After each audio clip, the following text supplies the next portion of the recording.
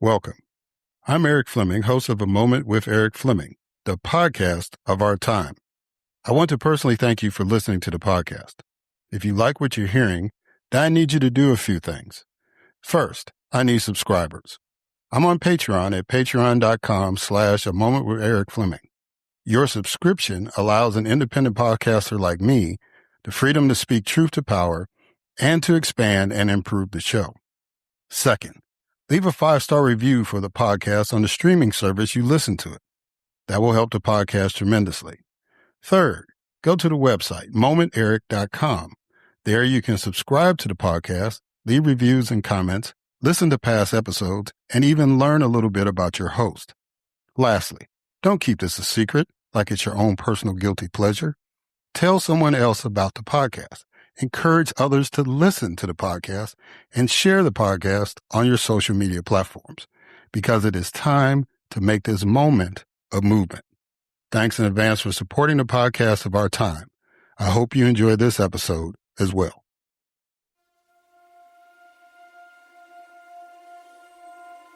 The following program is hosted by the NVG Podcast Network.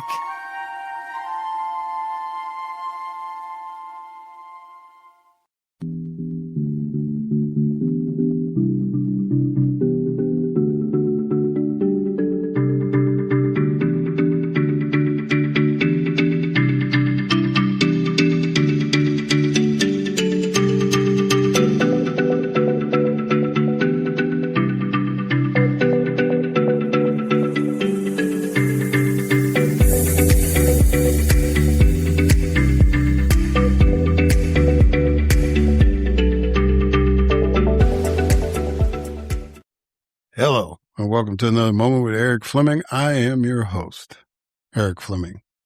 So today I have 3 guests and very diverse group of folks. The first one is Erica Kent. She has written this book, a fictional novel called Black Dog, and it deals with a very, very heavy subject, but she did it in such a way where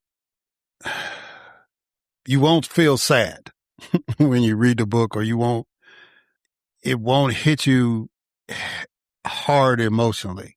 It's beautifully written. It's a great story, but it does deal with the heavy subject of drug addiction. So we're going to talk about that. We're going to talk to Aaron Bos-Lun. Aaron is the executive director of a group called Men for Choice. And I've been trying to get Aaron on, and we've had to have some scheduling on my end and his end, but we finally got together. And so he's going to talk about the importance of men being in the reproductive rights fight. And then I've got this young brother named Keon Charles. Keon is primarily, I've known him as a writer, where he has written some incredible articles about our relationship with Africa. When I say our, I mean the United States, and his viewpoints on that. And he wrote another piece called about Black Power that we're going to touch on in the interview. But he is what we call, and he's part of this group of Afrofuturists that are out there. And, that's a subject where, a lot of, young progressive thinkers, it started off kind of in the sci-fi genre and has evolved now into other cultural aspects, even politics and technology. But yeah, so I hope that it's an interesting topic, and I hope that you glean something from that interview as well. It was really fun talking to all 3 of them, and I hope that you have the same experience that I had just listening to them. If you like what you're hearing, if you like everything that we're doing on the podcast, please, please, please go to www.momenterik.com, leave reviews, the 5 stars, the, donations, either one time or subscribe, just whatever you can do to support the podcast would be greatly, greatly appreciated. But most importantly, I am really, really glad that you are listening to the podcast, and spread the word as we go. All right. Since we've got all these guests, let's go ahead and kick the show off. And as always, we kick it off with a moment of news with Grace G.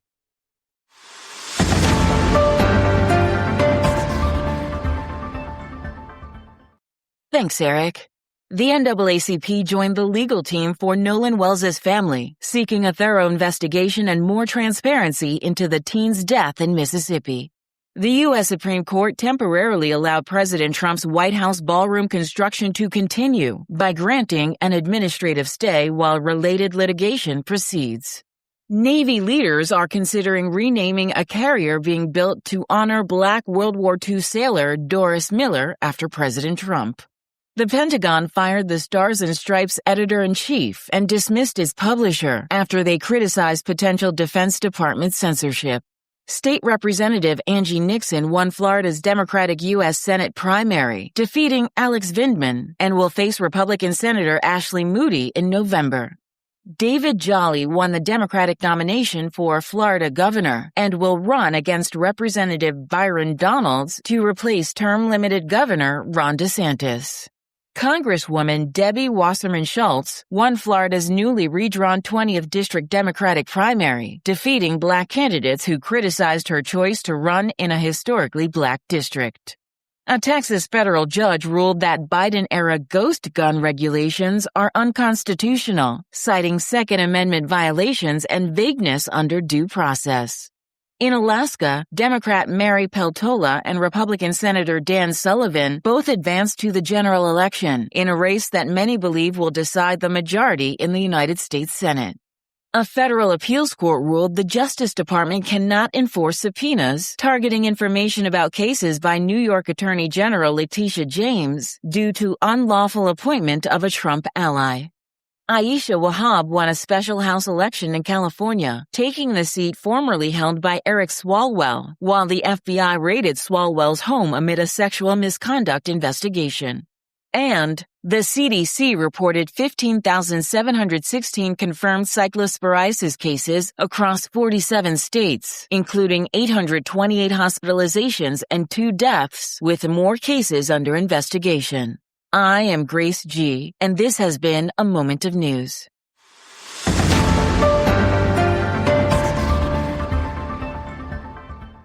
All right. Thank you, Grace, for that moment of news. And now it is time for my guest, Erica Kent.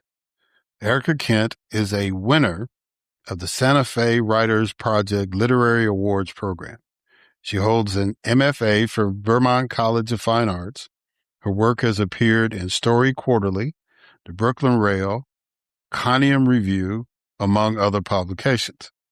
She is the recipient of scholarships from Marilyn Moss Rockefeller and James S. Rockefeller Jr., IOTA Short Forms, Maine Writers and Publishers Alliance, and the Vermont College of Fine Arts. She lives in Portland, Maine with her family and Chunky Bulldog.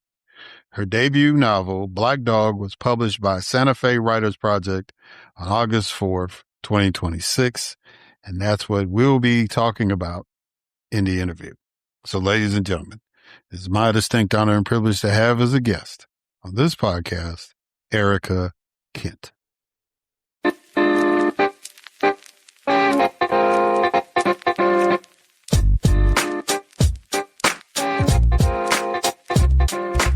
All right. Erica Kent, how you doing? I'm good. How are you? I'm doing good. I'm really honored to talk to you. Now, I am not a guy, I'm just going to be honest, I don't do a whole lot of fictional authors on this podcast because I get into politics a lot and all that. But when there's a book that's presented to me that deals with a topic that we should be discussing in politics, then I think we need to have you on. And so this book called Black Dog, I think definitely falls into that category. Now, if it was like a Harlequin romance, we wouldn't be having this conversation. But as we get into it, I think the listeners will understand why I'm honored to have you on. So let's go ahead and start with the icebreakers. I do a couple of them. The first one is a quote I want you to respond to, and the quote is, "But that's what I love about books. All that shit doesn't matter when you meet a character you recognize A character's always been a part of you. You just didn't know it. Yeah. I think that's absolutely true. I mean, I'm a big fiction reader. I do read the news a bit, although I take little breaks because it's really tough these days. Yeah, I think that's the beauty of reading and of fiction in particular is fostering empathy. Being able to put yourself in other people's shoes, being able to understand situations that you probably will never encounter in your own life. And Jessica, the main character in the book, is somebody that basically literature and a few other things save her from herself, save her from addiction and active addiction. And so I think it's one of my favorite things. As a teacher, it was one of my favorite things when you see a student or you see a person connect with a book in a meaningful way, a story. And the circumstances don't matter. You can be hundreds of years later, earlier, you can basically meet someone on the page who isn't you, but reflects part of you or reflects part of you that you sense is there, but you don't really know. Yeah. Yeah. Because a perfect example of that is when she said that, she was referring to, I think it was a character out of The Great Gatsby, I believe. Nick Carraway. Yeah. Yeah. Okay. All right. So now the next icebreaker is what I call 20 questions. Okay. So I need you to give me a number between 1 and 20. 7. All right. What do you consider the best way to stay informed about politics, current events, health, etc.? I have a digital subscription to the Times. I look in at that. And, in terms of being informed, I look at the Atlantic, I look at the New Yorker, but it's a pretty small little liberal bubble. I'm not going to pretend that it isn't. I mean, I don't claim to have a broader perspective. I don't watch Fox News. I don't engage with a more conservative point of view.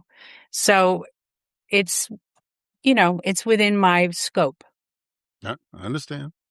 All right. Of all the subjects an English teacher could write a fiction novel about, why a book about drug addiction? Well, I have my own experience with addiction from an early age and getting sober around age 20, which is in some ways an absurdly early age to get sober. But for me, that was important. And also as a teacher, encountering lots and lots of substance abuse with kids and talking to them about it, noticing it. I mean, I think one thing that was a little different about me as a teacher was noticing things. It always amazed me when teachers didn't notice a student having a hard time or a student having red, blurry eyes or, sort of sauntering into the room, being a little blurry. I guess being an addict myself, I recognize those things. And so, there is a cliche of write what you know. And I think for a first book, it's not a thinly veiled autobiography, but I am writing about stuff I know, teenagers and drug abuse and so forth. Gotcha. What is the significance of the title Black Dog? Well, the black dog is kind of the embodiment of addiction, and it's a reference to, Winston Churchill, who didn't coin the phrase originally, but this idea of the black dog following him around, his depression. And so I took that idea of depression and sort of melded it into addiction. And addiction, of course, depression often goes hand in hand with addiction, but something that embodies addiction that tracks you and that doesn't ultimately die. It's not something that you can get rid of. You can get sober, you can modify your behavior, you can do all kinds of things that you couldn't do while using or drinking, but the black dog is there to stay and you have to learn to live with that. And not in a downbeat, crazy bad way, but in a mode of acceptance. Yeah. Why was Boston the perfect backdrop for this story? I know, I know Boston well. I grew up, part of my adolescence was spent there in Brookline, we lived near Fenway Park, which was kind of cool. And so I know that city really well. I think I have a somewhat romanticized version of it from my adolescence that I wanted to recreate on the page. I wanted to recreate specifically that time period of the 80s and in Boston specifically, knowing it and having a clear reference point. And it's just a city I love. You know, I've lived in Portland, Maine since 1998, but I definitely miss Boston. I will always consider it my home. Yeah, and I get that, but it seems like part of an undercurrent of the story was that if you got away from Boston, you were okay. If you went back to Boston, you were going to run into some of the same demons, the black dog, if you will, that was leading to the addiction and all that kind of stuff. Was that intentional, or is just the way that the story kind of framed out? I think it's the way this story framed out more than sort of like Boston itself. I mean, Allston, which is an area of outer Boston, was sort of the real problematic, gritty area. And that is a pretty gritty area. So that's sort of more of the dangerous area, if you will. But yeah, I think that has more to do with the story than sort of embodying the problem or embodying the addiction. I got you. Because the young man, Dean, that was like the big thing. He ran off to Vermont, and it was like the dad said, "You going to Vermont too?" She was like, "I might." You know what I'm saying? It was like, Yeah. yeah. So it was kind of like Vermont was like this oasis compared to where they were. But I feel you on that. How do you want the readers to perceive Jessica, who is the protagonist? I think, I have a lot of empathy with Jessica, and I would want readers to perceive her as having a sense of humor, albeit a dark sense of humor, that she's resilient and that she doesn't feel sorry for herself. She's in pain, but she also recognizes her situation as being relatively cushy. She's she's not growing up in, like, I'd say solid middle class, maybe hedging to upper middle class. So she's aware of her privilege, but she's also caught in something that's bigger than her. So I would want readers to be patient with her and to, I guess, appreciate her, love her if possible. Yeah, because I think that's right. She never came across as, I mean, she had some issues as far as, her self-esteem to a degree. Sure. But she never came across like, I gotta do this thing. You know what I'm saying? It's something I like. It's something I've accepted as a part of me. I mean, I had my first beer when I was 11. It's just the way I grew up, and so, now I've gotten to a point where I might need to get away from that. You know what I'm saying?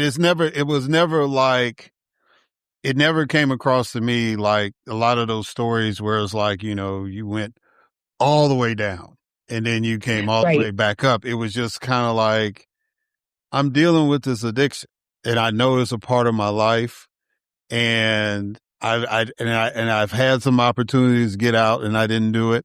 So when I decide to get to that level, when I make that decision to do it, yeah, even though she was still kind of forced, but nonetheless, even when it got to that point, she said, "Okay, this is my life now. I'm not doing this anymore." So and that's a little different than a lot of stories when people try to, because it's almost like the Reefer Madness effect. I don't know if you ever watched that movie, where they just want to go to the ultimate extreme, or like my friend at South Park, what's the teacher's name? Drugs is bad. Okay.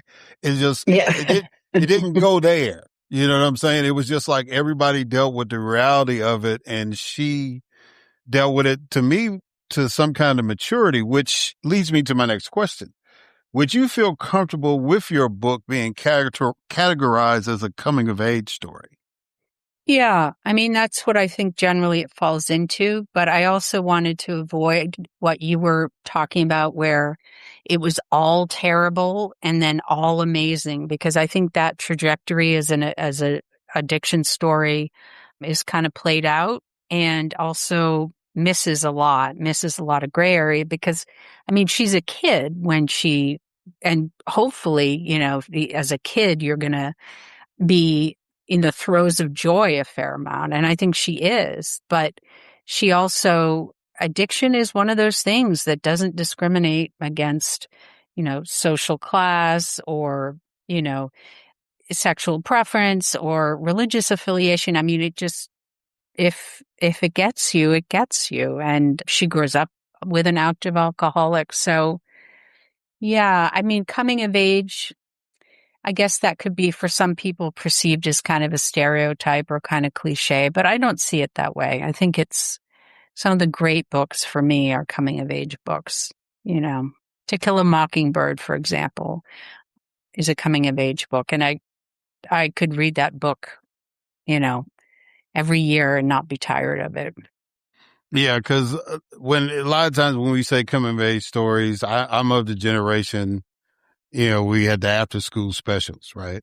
Yeah. And, Yeah. and, and you're trying to tell this, important story, put this important lesson out there in about 30 minutes.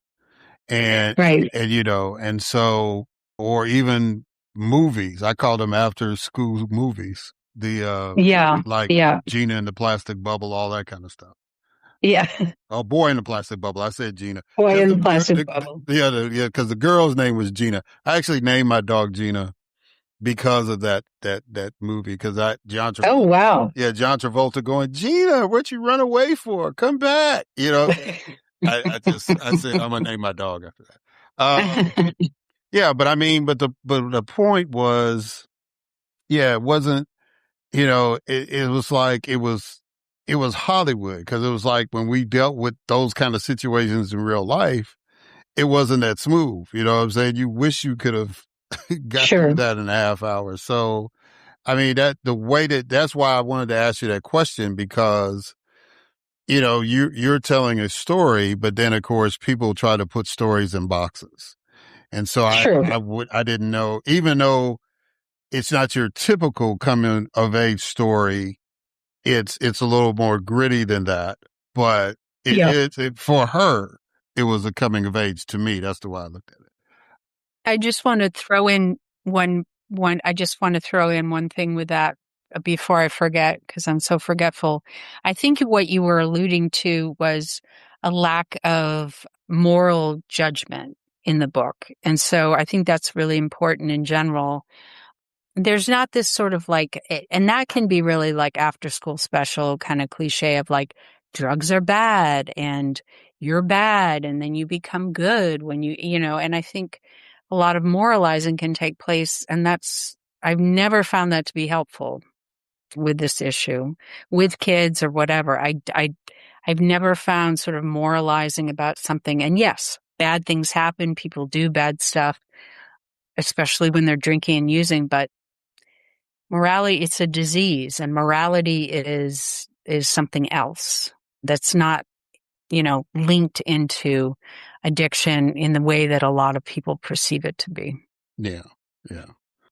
Explain how current historical events impact us, even without us knowing or acknowledging it immediately.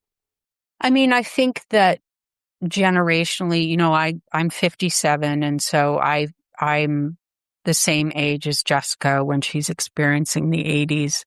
And I think that Lenin's death at the beginning of the book was a real cultural marker, and not obviously in the same way as like Kennedy's assassination or the attempt on Ronald Reagan's life, but something that definitely sort of hearkened a beginning of a very different decade than the 70s in my mind. And it's easy to make generalizations about that, but I think those kind of events are baked into where you are, particularly when you're a child, I think, and you're not necessarily aware of them. You might be fleetingly aware of them. So when the Space Challenger blew up, I remember that. And I remember that because of, not because I was in kindergarten, like the kids watching it, or some of the kids watching it, but from realizing that sort of kid-like perspective of, oh, wow, things happen that are so big, that are so out of my control. I don't even know how to attempt to respond to them. And so I think those events that are sprinkled in the book are kind of reflective of that time that they're happening. Smaller picture is her story, and then the larger picture is culturally what's happening. And then a book is mentioned every year as a book that has been published, which is just my way of paying homage to those books. Yeah. Yeah. That was pretty cool how you did that. I just, I think I got my news about John Lennon like millions of other people. I was watching Monday Night Football. Yeah. I can't remember who was, and that's scary. I can't remember who was playing. I had to look that up, but I remember Howard Cosell interrupting the broadcast, and it's only Howard Cosell does, speaks. He said John Lennon is dead. Da da da da da. And I, he was sitting there like going, and being young, I was like, the Beatles guy? Somebody shot the Beatles? That was my mindset. Really? And so you're right. That placed a marker. Growing up in Chicago, the marker would have been, even though I had left to go to college, the marker I think in Chicago was when this basketball player, Benjamin Wilson, died. We called him Benji.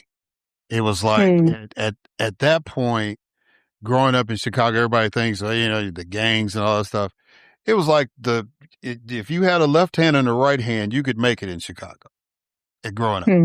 So it's like when Benji got shot and killed, it was like it's gone to a different level. And that point is when all the homicides and all that stuff escalated.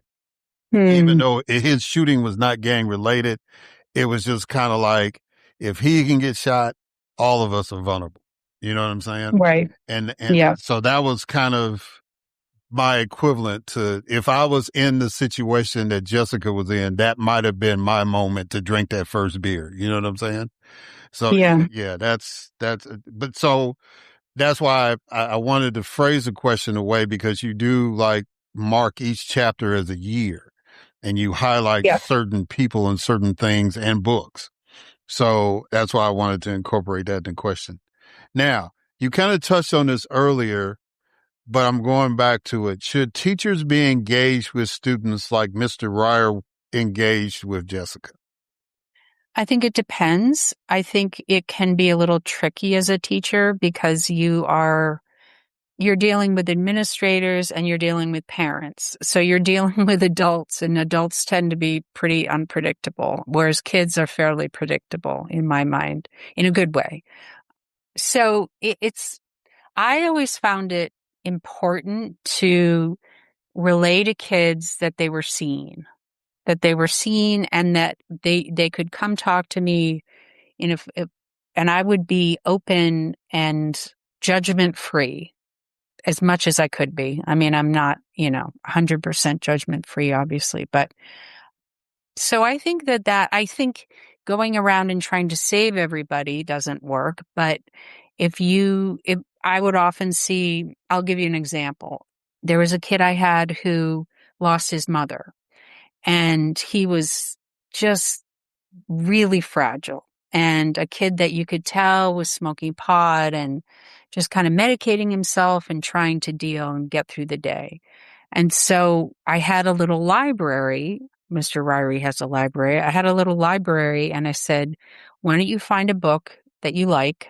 And he's like, I don't like books. And I said, well, just look at them, pick them up, check them out, and he picked out The Hobbit and started reading it. And at first he was a little bit, it was a little bit tricky for him, but he started reading it, and then he got addicted to it, and so he would come in and go to the back of my room where I had bean bags and stuff for kids. And even when I was teaching a different class, he would come in and he would just sort of read his book. And then he began to read more and more Tolkien books. And it was great to see him. He just needed a reprieve. He just needed like a break from his everyday, here I am, my mom is dead, 15 years old, I don't know what I'm doing.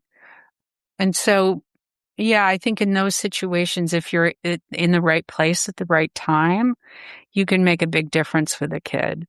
Just being a trustworthy adult who doesn't automatically say, you're doing this and you're doing that and this is bad and this is, like that. I think you're kind of missing the point if you're always pointing a finger at a kid. Yeah. And you have to really be in tune with your class. Now, the way that classes are structured now, it's like if you've got more than 30 kids in a class, it's kind of hard to do that, I think. Yeah. The brief time that I did teach, I was at basically a private school. So I had very small, and I was able, it's like the kids that were really, really taking off, it's like, all right, get you on this extra credit track. You know what I'm saying? Give you something to do. Whereas the kid that was like falling behind, it's like, look, do we need to talk to a counselor? Do we need to get the parent up here? We need to have a conversation about what's going on rather than quote unquote punishing the child. And then, the ones that you could see that were just right there. Yeah. Right there is like, if you just give them that little positive encouragement, they're going to do things. I have one parent who was a fellow teacher at the school, and I had her son, and every time she sees me, it's been years, almost like 30 years. And every time she sees me, she said, I will never forget how you challenged my son. And I will always appreciate that. You know what I'm saying? And so that's why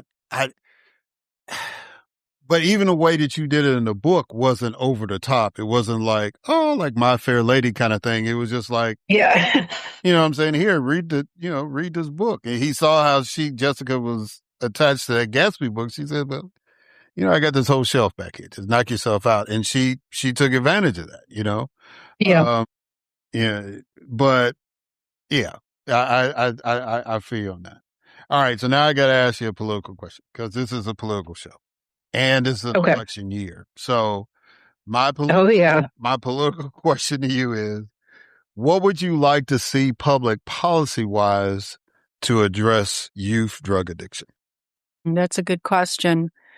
I think one thing is it's amazing to me how there's still a stigma around addiction and still a stigma around kids and addiction and sort of this ability to kind of cordon off people, sort of like addiction truly exists among poor people in middle America who are struggling, and there's fentanyl and there's overdoses, and that's like over there, that's contained. And I think I'm not a public policy person, so I'm going to answer this in somewhat of a naive fashion, I suppose.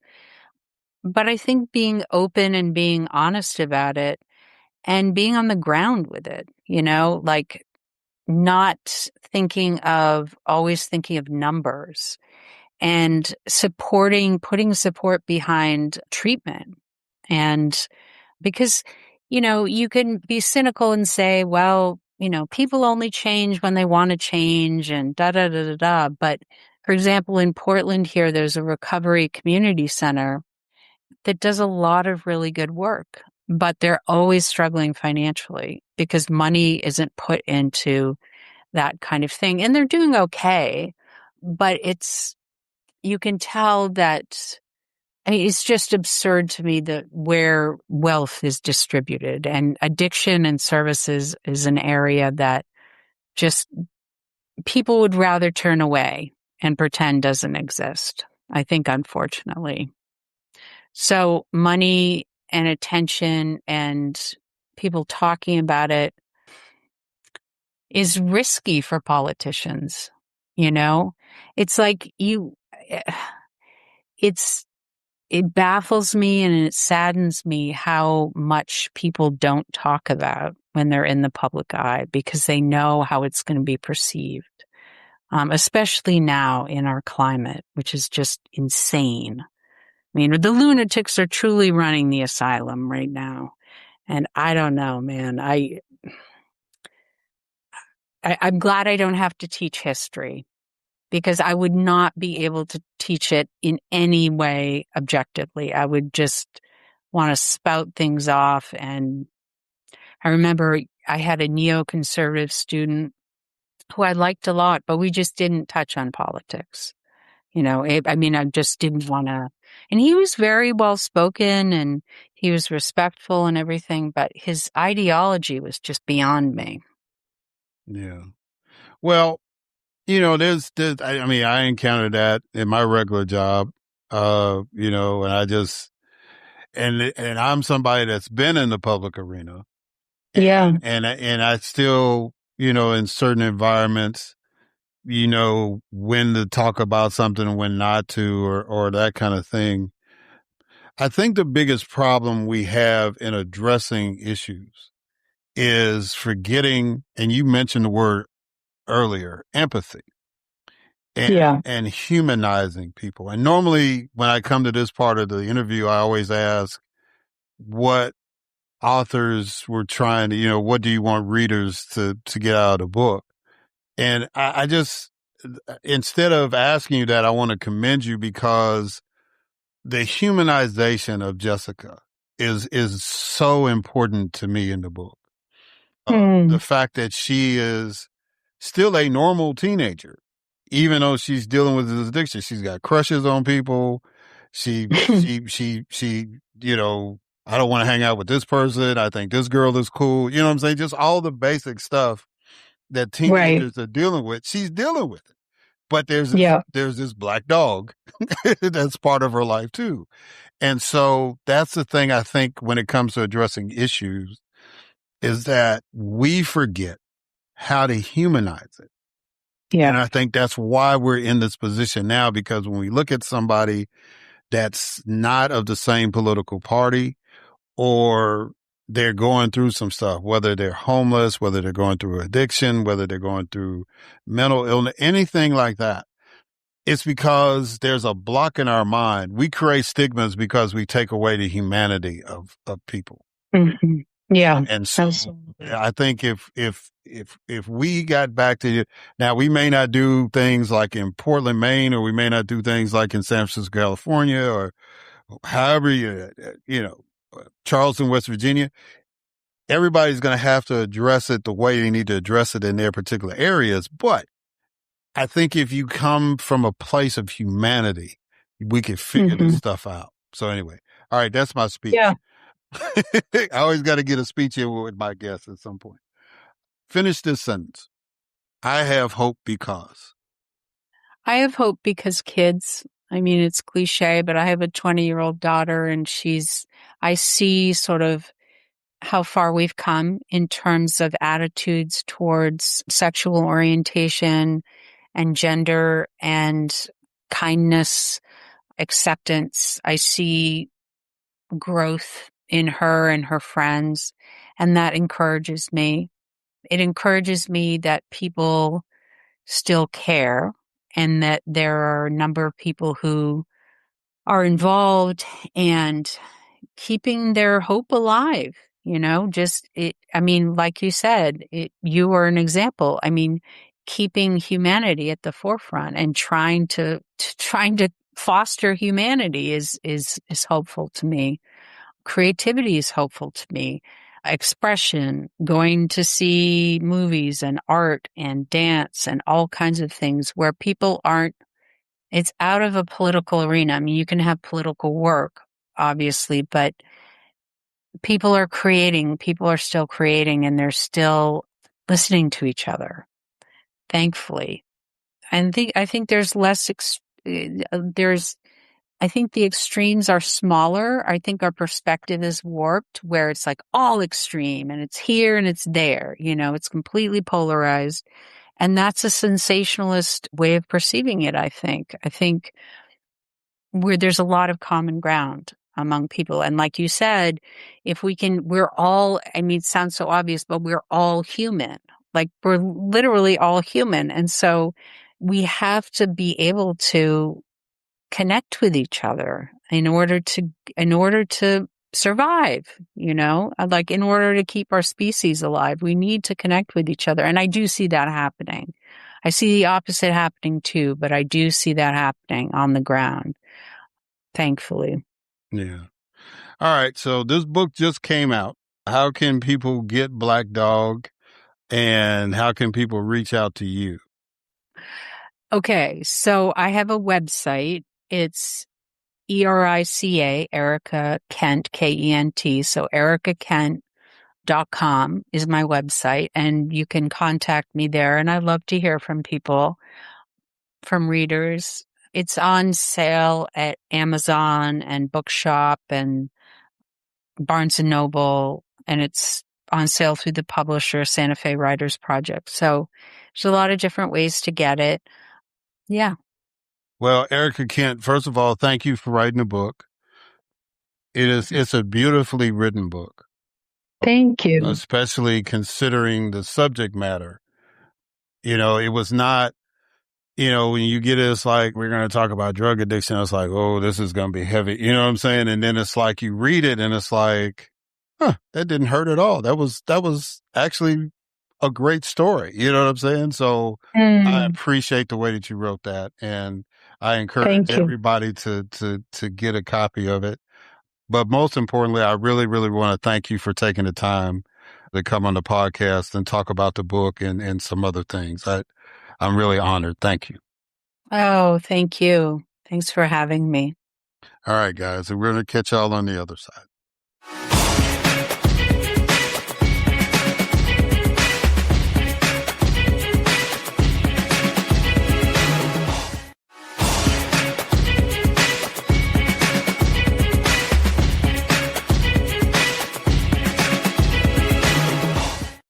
All right, and we are back. And so now it is time for my next guest, Aaron Bos-Lun. Aaron Bos-Lun is the executive director of Men for Choice, where he founded and expanded the organization's youth fellowship program by over 1,540%, making it the centerpiece of Men for Choice's effort to engage passively pro-choice men as active allies for reproductive freedom. Aaron began his career with AmeriCorps in D.C. public schools before moving to Miami for Teach for America, where he was the Florida winner of the Sue Lehman Excellence in Teaching Award. From this experience, he shifted to community organizing, serving as chair of Engage Miami, now Florida's largest youth civic engagement group, and was honored with the 2024 National Mentorship Award from New Leaders Council. In 2025, the Miami New Times recognized Aaron as Best Activist. Aaron also serves on the Victory Fund campaign board and holds master's degrees from the University of Miami and Harvard University. Ladies and gentlemen, it is my distinct honor and privilege to have as a guest on this podcast, Aaron Bos-Lun.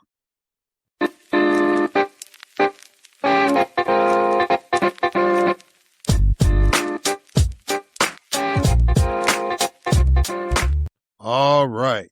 Aaron Bos-Lun, how you doing, sir? You doing good? I'm good. Good to be with you, Eric. Well, I'm honored to have you on because you caught my attention. I noticed there was this organization out there called Men for Choice. And I said, I have to get this young man on to talk about that because, as you know, you occupy a pretty unique space in the political conversation.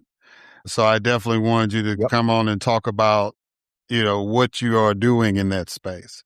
But before we get into the meat of the conversation, I do a couple of icebreakers, Aaron. So the first icebreaker is a quote I want you to respond to. And the quote is, "In the end, we will remember not the words of our enemies, but the silence of our friends." Well, I think that quote basically gets to the heart of what Men for Choice is.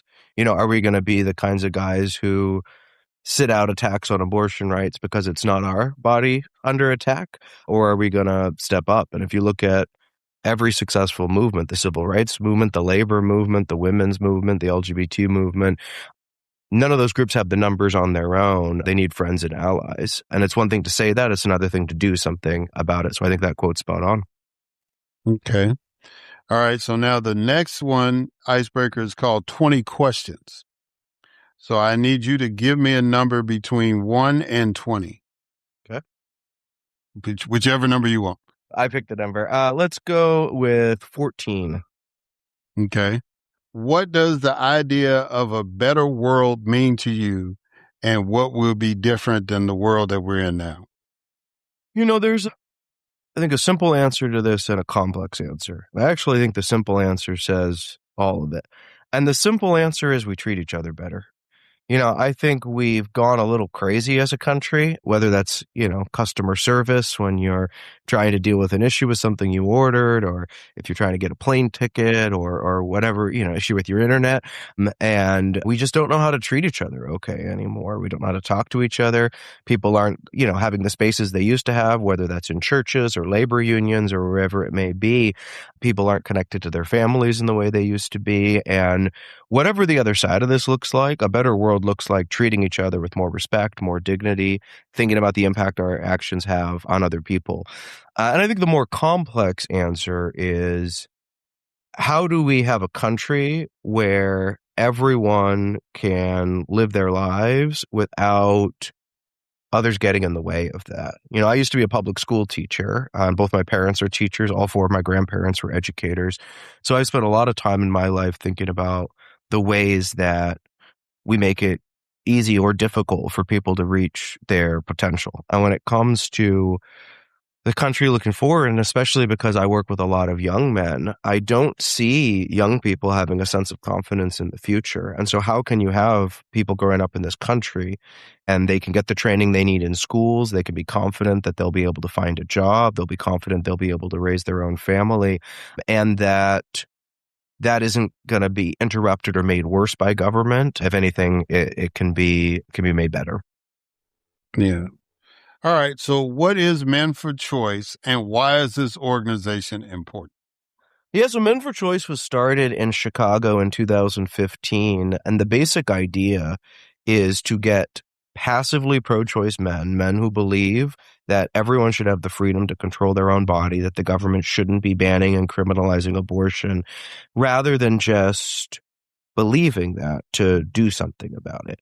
Because 61% of men in America believe abortion should be legal in all or most cases, and virtually none of them are doing anything about it. So at the most basic level, it's about getting pro-choice men to get off the sidelines and into the fight. Why it matters is because with all the craziness happening in the news right now, and we're at a new war every couple weeks, and prices are out of control, and whatever drama's coming out of Washington, and just all the madness we're living through. One of the things that I think has fallen off people's radar is just how much government bans on abortion is affecting women and affecting healthcare more generally. So to give just one statistic, Black women are 3 times more likely to die than white women during childbirth. And if you look at what's happening in the country, it's not getting media attention in the way it was a couple years ago after Roe was overturned. But you hear all kinds of stories of women who are having a miscarriage in a hospital and denied care because the doctors fear that they could be prosecuted criminally because you can't prove after the fact that they didn't provide, quote unquote, illegal abortion. And so, in the state of Georgia, for example, Amber Nicole Thurman is a woman who a few years ago was having a relatively simple medical complication, was denied medical care, died in an American hospital in Georgia because the doctors were afraid to provide her health care because of these anti-abortion laws.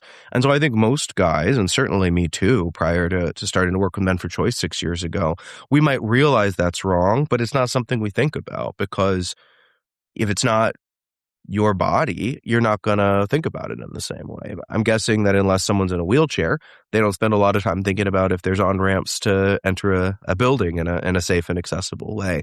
And so the question becomes, if the majority of men are against what is happening with abortion laws, why aren't we doing something about it? And even more the case because it's men who are leading the charge to ban and criminalize abortion. But the guys on our side are just letting the women endure these attacks on their own, and we don't think that's okay. Yeah. Well, any organization that starts at a bar, I think has the potential to be great in America. I think that's a cool history as far as Men's for Choice is concerned, especially the Chicago Tavern. So yeah, I think that's pretty cool backstory. Yeah. Well, no, and I think so much of what I've learned in my time at Choice is just the importance of people talking with each other. We don't talk with each other enough. Yeah. What was your personal motivation to become the executive director of this organization? Yeah, so I got involved in Men for Choice at the end of 2019 when I got an email that Men for Choice was going to expand out of Illinois and nationally. And what I realized in that moment, and for me, it was just reading the title of the email, the name Men for Choice, I kind of was like, is this about guys for abortion rights? And I realized that in that moment in 2019, with the Supreme Court, what it was, and I used to be a U.S. history teacher, and I wasn't great at math, but I knew enough math to see the 5 votes at the time that were on the Supreme Court. I knew this basic freedom was at risk. And it occurred to me just from that email that I wasn't doing anything about it. Similarly, Men for Choice, when it was founded in that bar in 2015, was because our co-founder sat through a presentation where he learned in 7 minutes about attacks happening on abortion access at that time in 2015, pre-Donald Trump, pre-Roe being overturned. And he realized, how do I not know any of this? And how do no guys I know any of this? And so to me, because of my background as a public school teacher, being active in my teachers union, various ways that I had tried to step up and make the community better, it felt like an obvious one that I was missing. And I've always been very close with my grandma, who is one of those women who in the 1960s was studying hard sciences and was the only woman in her classes, and then became a professor later. In the 1990s was the first woman to get tenure in her department. And a lot of the, older guys had given her a hard time, but as women of her generation did, she just kind of pushed through it. And I grew up with a pretty simple way of thinking about it, which was, my grandma is the coolest person I know.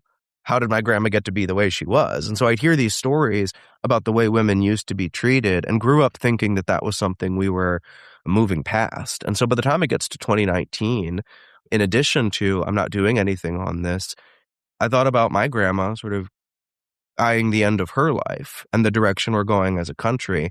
And it felt kind of obvious to me that this was one to stand with. And then as far as becoming executive director, my background first as a teacher and then when I started working in political organizing and campaigns was all about young people. And so, like I said, my parents were both teachers and, my grandparents as well. And, I grew up, my dad was one of 7 in one of those houses where there were lots of cousins around, there were lots of family members. And my grandpa, who first was a high school teacher and then a college professor, there would even be former students who would come by who were still in the community and they might join for barbecues on the 4th of July. And so I just kind of grew up with this sense that we're supposed to look out for each other and a real basic idea that part of the role of older people is to support young people. And, I was about 30 when I joined Men for Choice staff, and I advocated for creating a youth fellowship program, which we started with 7 guys 6 years ago. We now have over 130 participate at a time and do it 3 times a year. It's grown 19-fold.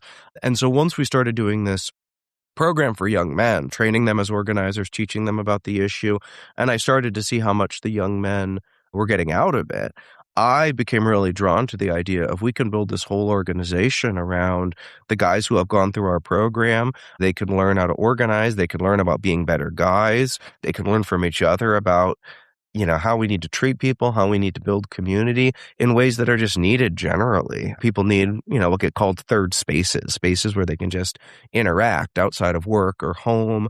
And so I saw a lot of potential in that and the obvious need that 61% of men in this country could be more active on this issue, could be standing with women and weren't. And between those two things, this felt like the right use of my time for the next phase of my life.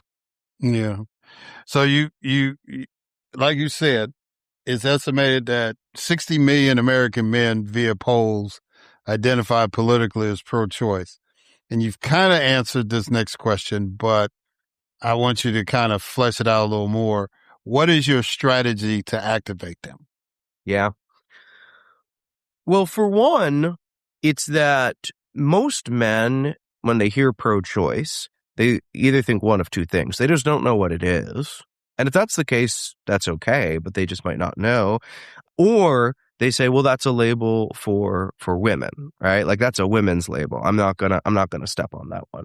Of course, the problem is the guys who want to ban and criminalize abortion don't have any problem at all stepping into the issue.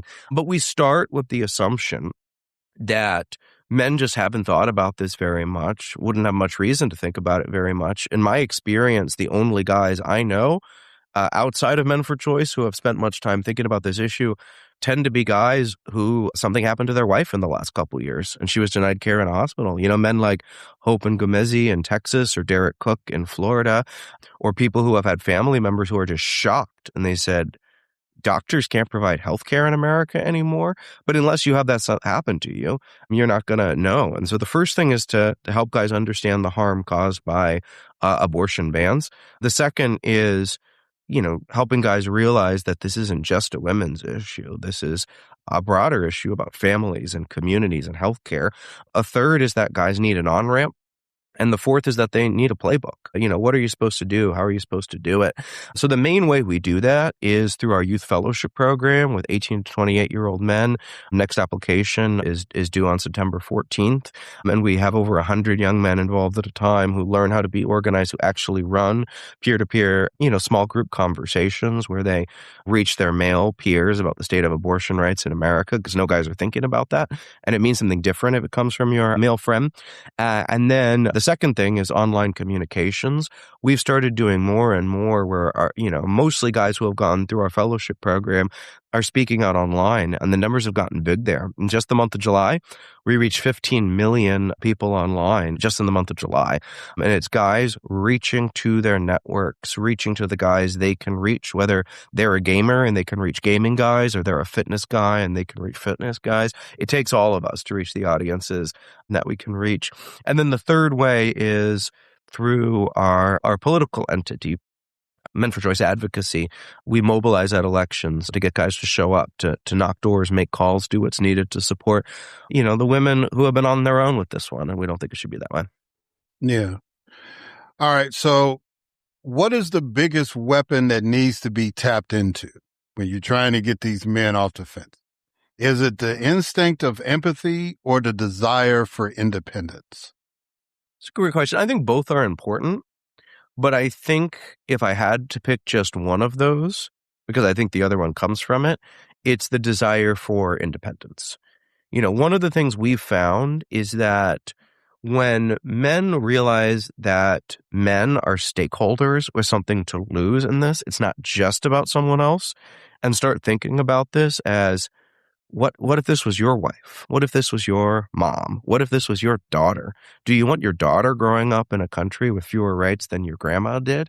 Those kinds of things. Not to mention, we kind of take for granted that in America, you get to plan your own family without government interference. That isn't necessarily going to be the case much longer. And so I think once guys realize that an attack on one of us is an attack on all of us, and this can affect you and your family, especially if they hear from a man. For example, Derek Cook, who I know very well here in Florida, his wife was denied care during a miscarriage, a pregnancy at 16 weeks, and then the next day lost half the blood in her body when she had to miscarry in a beauty salon in a bathroom. And when I met him, he was just distraught. He didn't realize that could happen to someone in America. And his exact words to me is, I want to talk to men before they're holding their wife while she's bleeding out in a public bathroom. And so I think when you realize that this is serious and this can affect anyone, and tap into that, I think instinct that most Americans have, that the government shouldn't be interfering in the details of your private decisions, that you and your wife know better than, Ted Cruz or Ron DeSantis or Donald Trump. I think that's the main thing. I think the empathy comes from that. Because if we can start to say, well, I wouldn't want the government telling me what to do with my body. I wouldn't want the government getting between me and my doctor. If you can see that in yourself, you can then see it in somewhere else. And that's where the empathy comes in. Yeah. Yeah. That's very thoughtful. When I was putting the question together, I was kind of thinking that some people would say the empathy first, because a lot of times in our political discussions, we forget that the person on the other side, or the people that we make decisions for, are humans. And, I think that empathy has been just really just taken all out of the political debate.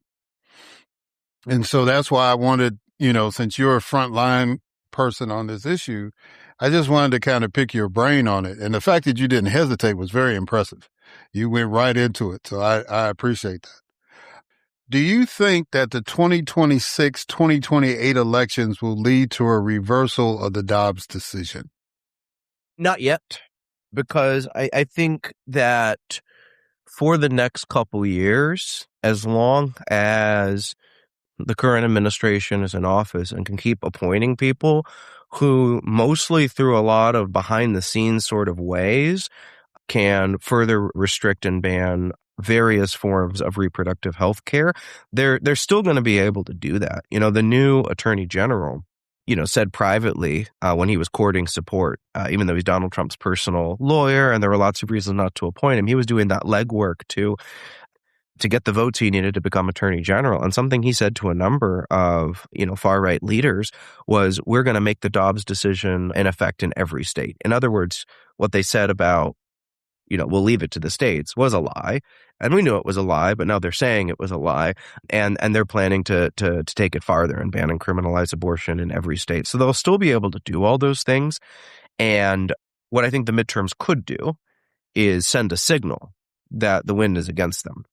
Because I think we forget sometimes, we look at who's in office and we think that the president or powerful people are just sort of pulling levers and it just kind of happens. But they're looking at public opinion too, and they're looking at what they can get away with. And, I don't see any world where this gets significantly better in the next few years, but certainly a result that shows the country's not on board with what they're doing would be sand in their gears, would slow them down.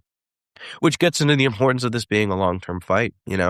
50 years ago when Roe v. Wade was decided, the opposition lost 7-2 at the Supreme Court. And they were losing on everything. And the same people, by the way, who started the anti-abortion movement were also against the civil rights movement. And one of the reasons that the anti-abortion movement took off was realizing that supporting segregationist policies, for example, opposing tax exemptions for private schools in the South that wanted to uphold segregationist private institutions, that wasn't a political winner anymore. But they realized that by turning to abortion and sort of claiming to be for families, they could present something that was a little more digestible for people. And they lost and they lost and they lost until they started winning. And so I think we need to have that mindset, just like those who came before us, that we're not going to win this one in the immediate future. And so we have two options. Do we give up and say, well, I guess that's how the country's going to be, and these people they've won, or do we stem the bleeding as much as we can and dig in for a long fight ahead, like those before us did? Yeah, I think the only reason why I think if the results are the Democrats take hold of the House and the Senate, and then a Democrat's elected president, or a progressive Republican, I don't know. I mean, I think they still exist somewhere. They might be unicorns, but I think they still exist. I think that they're going to learn the lesson from not codifying Roe v. Wade when it was the decision that was protecting women's reproductive rights. Just like they're learning the lesson about the Civil Rights Act. I think, when you get to a point where things have been going the same and you lose that right after you thought it was, you took it for granted, then, again, you're in shock when you do lose it. So I think I'm hopeful that they're going to be more proactive. And yeah, I just hope that they're going to be more proactive. All right. So the next question is, how does the pro-choice movement fit into the preamble of the U.S. Constitution's charge of promoting the general welfare and the protection of individual liberties? It's a great question. I mean, I think it's a really basic one of, are we going to be the kind of country where individuals and families get to make their own decisions about what's best for them, or are we going to trust mostly men and government to do it for us? And so I think if you think about the kind of country where, everyone born here can look out at the world and think, I've got a decent shot of getting ahead. If something happens to me, it's not going to be a life-ending catastrophe if I have an issue in an American hospital and I can get care. I'm confident that I'm able to chart the path that's best for myself. I think we're all better off when individuals can make healthcare decisions for themselves on this issue and more generally. Yeah. When your time at Men for Choice comes to an end, what will people say about your leadership? It's a great question, and obviously best answered by others down the road. But what I would hope they would say is that I live the values of the organization. You asked that quote at the beginning about the thing we'll remember is the silence of our friends. And we at Men for Choice talk a lot about your politics is the way you treat people. So if we claim we're here to support others, if we claim we're going to be the kinds of guys who believe that things can be better than they are now, that we don't have to fall into this sort of embarrassing, selfish, angry, cruel kind of country, if we're going to say that, then we need to do that. And what I would hope is that, when the dust settles and people are looking back, whether that's 10 or 20 or 30 years from now, I would hope that they would say he was consistent with what he said and what he did. And I would also hope, because we have a lot of men in their 20s on staff, I would hope they would say, I learned something from him about how to treat others that has lasted with me in the decisions I've made in my career and my family. Finish this sentence. I have hope because. I have hope because I used to be a U.S. history teacher, and I'm well aware that things are bad, but this is not the worst it's ever been. And I'm aware that at many points in history, people think they're uniquely facing the worst thing that's ever happened, and this isn't the worst this country's ever faced. It's not the worst even in the living lifetime of some people who might have lived through the 1920s or 1930s. Ask a leader in the Montgomery bus boycott if this is the worst we've ever faced. They had it pretty hard, and they endured. And so because the blueprint is there, we might have gotten out of practice with some of the old school practices of organizing from the civil rights movement, from the labor movement, but they're there. And I know enough to know this has happened before and be motivated to act based on that. Yeah. All right. So, Aaron Bos-Lun, how can people get involved with Men for Choice, and how can people reach out to you? Yeah. So if you're interested, if you go to the Men for Choice website, it's men4choice.org. You can fill out a take action form, and then a member of our team will call you. It's not like most customer service chatbots or something where you fill out a form and no one gets back to you. Someone will call you that week, and they can pair you with the right thing. The most immediately actionable step is that we are accepting applications for our next fellowship program for 18 to 28-year-old men, and you can either nominate a young man to apply to the fellowship, or if you are an 18 to 28-year-old man, you can apply yourself, and sometimes guys in their 30s participate as well. And to get hold of us, email info, I-N-F-O, @menforchoice.org. Or my personal email is Aaron, A-A-R-O-N, @menforchoice.org. And if anything I've said or the questions that Erik asked spark something in you, then reach out. Most guys think they're not the right guy on this. Nearly everyone who ends up applying to the fellowship, they say something like, well, I haven't done a lot on abortion rights yet, and I'm not sure I'm the right guy. And we go, that's the point. No guy has. So don't hesitate. Reach out. We'll also have a virtual event this Thursday on the history of abortion rights, where we'll hear from major national leader from the 1970s and an investigative journalist who's looked into abortion rights in the last 50 years. You can join that. But email info @menforchoice.org, email Aaron @menforchoice.org, go to the website or go to our Instagram page and you can learn ways to get plugged in. So are you you're a nonprofit, correct? Yes, sir. So that means people need to donate some money. So look, y'all go to the website.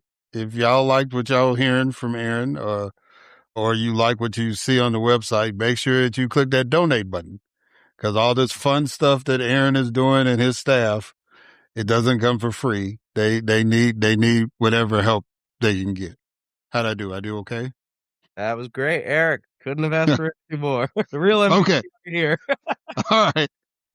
Just it's like, I don't mind. It's like y'all are doing good work, doing the Lord's work in some cases, and it's like if you're not, people, y'all need to ask for that money, just like John Ossoff, every time he sends me an email, God bless him, I love him, but every time he sends me, Erik, it's urgent. I need something. It's like, it's urgent that you all support these groups that are out here doing this grassroots organizing. So I just wanted to make sure I got that plug in there for you. Yeah. And if I could add, something is always better than nothing. If you can give $5, that's better than zero. If you can give $2.50, that's better than zero. I think we get hung up sometimes on the idea that, well, I can't individually change it all, or, I'm not politically connected, or I'm not rich. And, there's two things that I think can change the country. One is organized money, and there's a lot of that on the other side. And the other is organized people. And I think the trick of the organized people part is that no one thing any of us does, including me, is ever going to be enough. But if we all do what we can, it adds up because there's more of us than them. That's exactly right. All right, look, Aaron, thank you so much again for doing this. Thank you so much for taking the leadership of the organization. Wish you much luck on that. Anytime you have an open invitation to come back. So anytime you want to come back on and talk about this issue or some other issues, just let me know and we'll make that happen. Thank you, sir. Thanks for having me on.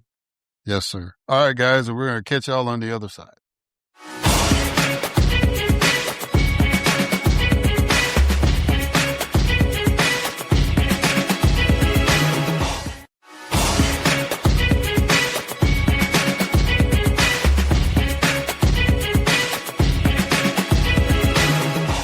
All right, and we are back. And so now it is time for my next guest, Keon Charles.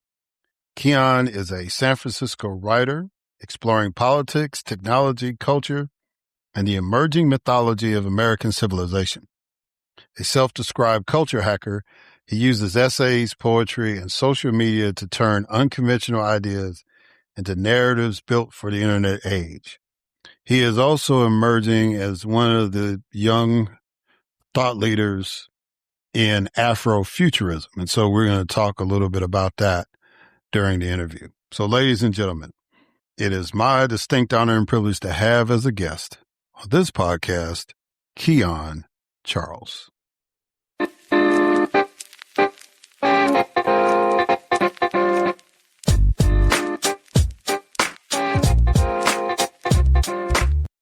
All right. Keon Charles. How you doing, brother? You doing good? I'm doing pretty good, Mr. Fleming. How are you doing? Doing fine. I'm glad that you could join us. I know you're out there on the West Coast, so it's a little earlier in the day for you. but we're gonna make this thing work. I want to get right into it because you're kind of a unique brother. You're an artist, but you're also like a political writer and lecturer. And you're an Afrofuturist. So I want to get into that topic a little more with you. But before we do that, I do a couple of icebreakers. So the first icebreaker is a quote that I want you to respond to. And the quote is, "We live under the false impression that our pain, our dreams are so incredibly unique." uh, that sounds like a piece of a poem. Yeah, if I remember correctly, that is a piece of a poem I wrote, like a fashion poem. I was writing a lot of like fashion poetry, where I took lines from like fashion magazines, articles, and the kind of related things like that, and I compiled them into poetry. I don't remember exactly which poem that was, but that does sound familiar to me. Hopefully, I'm not completely off on that. But yeah, that's what it sounds like to me. And like I said, I got it out of fashion, but I think it can apply to history. A lot of human pain and human dreams don't differ that much between different peoples. You know, that doesn't diminish the horrificness of pain or the joy of dreams. These are all important and powerful things, but if you study a lot of different people, you see a lot of similarity between them. Like a lot of people want to get wealthy. A lot of people want to get rich. That's important to a lot of people. A lot of people have trauma of war. That's a human universal. You know, things like that. So there's a lot of commonality on both the good and the bad end that we see across the world, really. And that doesn't diminish anything, but I think it makes it easier to relate to people in a sense. Yeah. All right. So now the next icebreaker is what I call 20 questions. So I need you to give me a number between 1 and 20. 6. Okay. What do you think was the worst or best thing the previous administration did? Okay.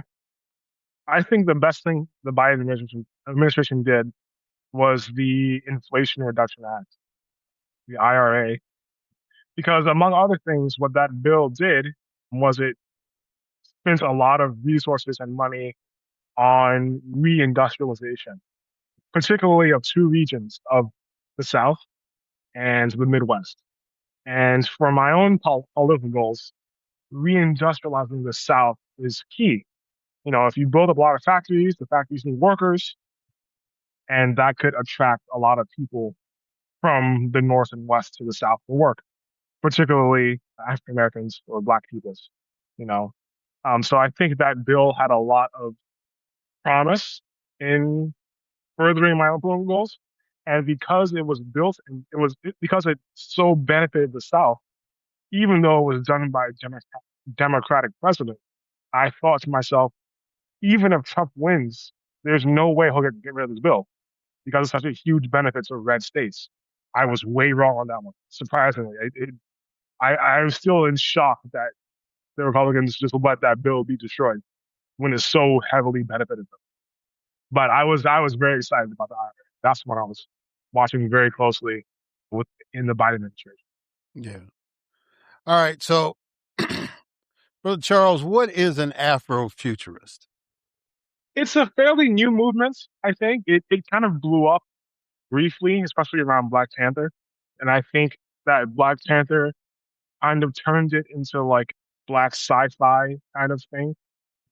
But outside of Black Pantherization of Afrofuturism, it was kind of an experimental kind of movement. It was driven by several women, like Natasha Womack being probably the biggest name, at least as far as I know. And it had a lot to do with owning time, like time being a fluid kind of non-linear thing that you can control and play with. And so you could basically twist time to your purposes. And that's how it was used in narrative. Trying to remember the one book this person wrote. Yes, a lot of time travel.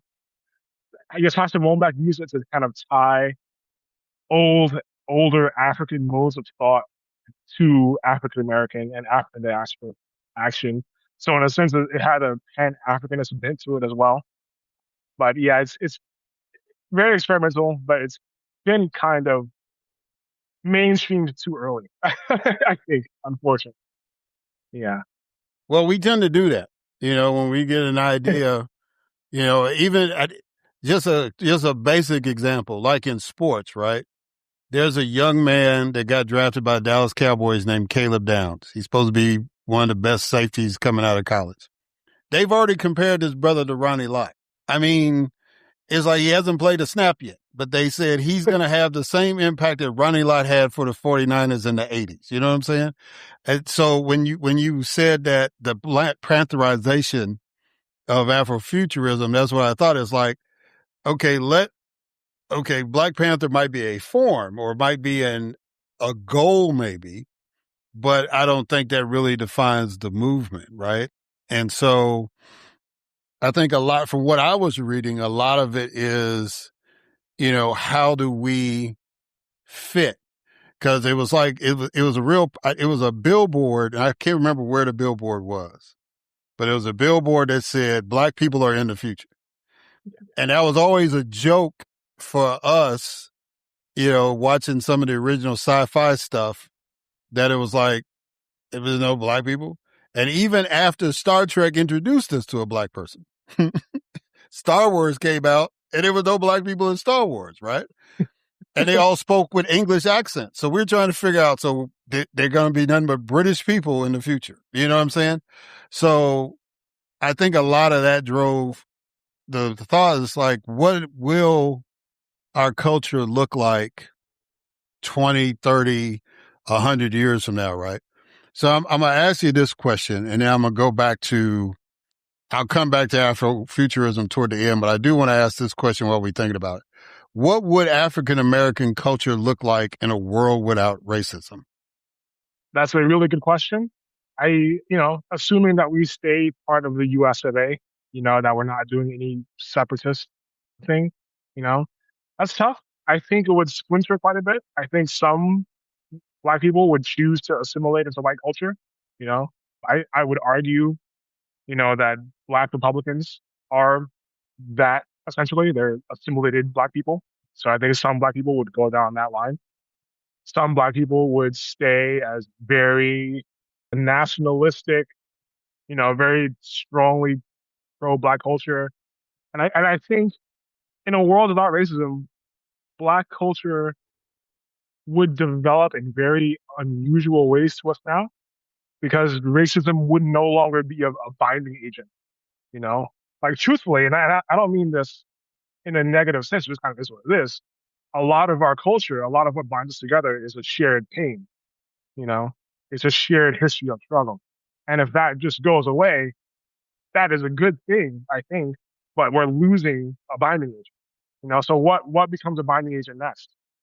That's the question, I mean, it could be something like AAVE, maybe, language becomes like a binding agent. That's how they do it in Europe. Everyone's white in Europe, but you have different languages, that's a dividing factor or a uniting factor.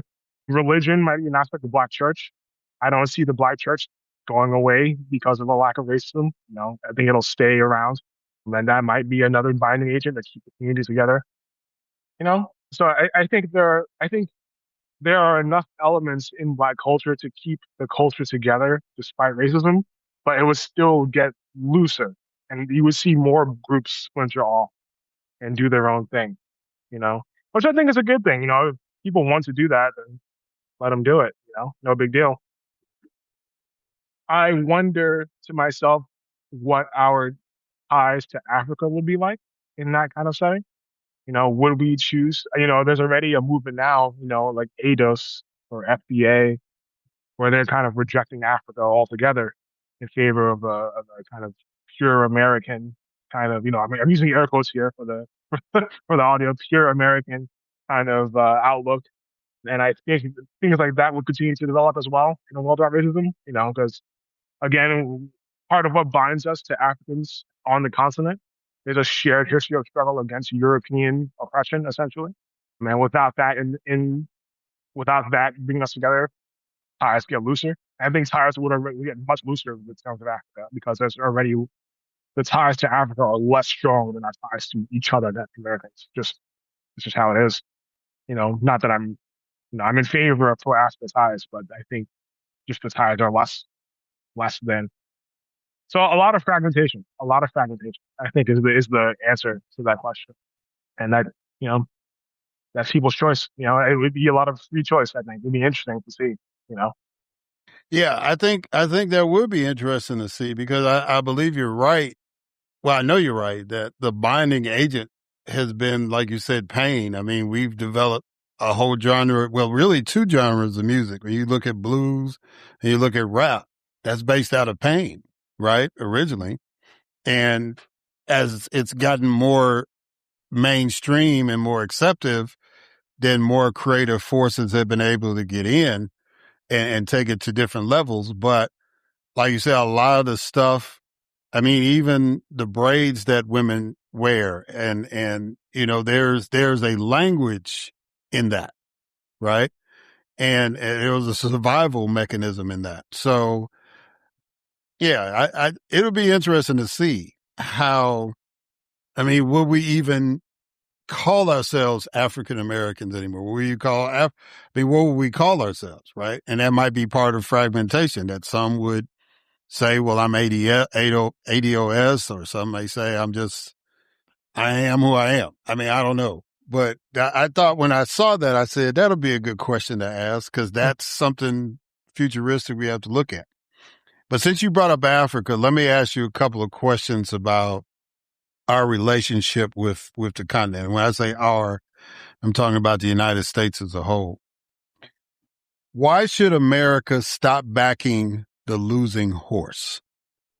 I think by that you mean Europe.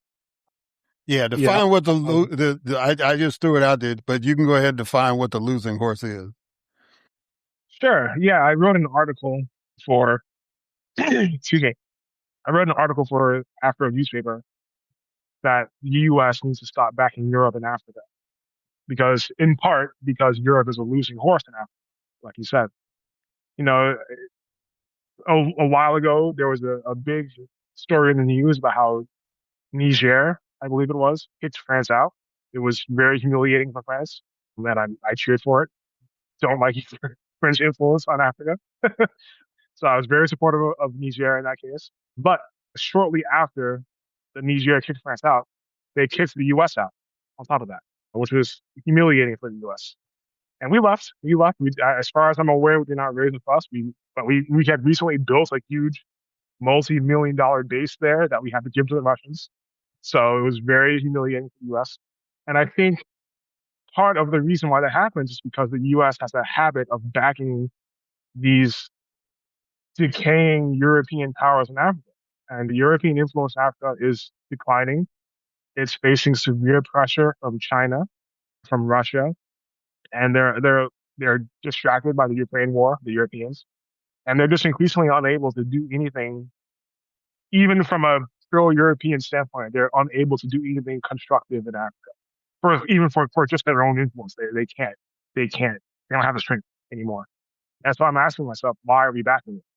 Like the only thing we're getting out of it, even from just a pure, like realpolitik, like hard-nosed angle, from just a pure self-interest point of view, the only thing we're getting out of backing the Europeans is the Africans angry at us. We're not getting any influence out of it because they're losing. So like, what are we doing? I think it would be better for our point of view as Americans, just the U.S., right, if we took a more constructive but direct interest in Africa, as opposed to leaning on the Europeans to be essentially our proxies in the region. I think it would be better for our interests as Americans. And I know you said just from American point of view, but I also think it would be better for African Americans specifically if the U.S. did this, as opposed to relying on the Europeans in the region.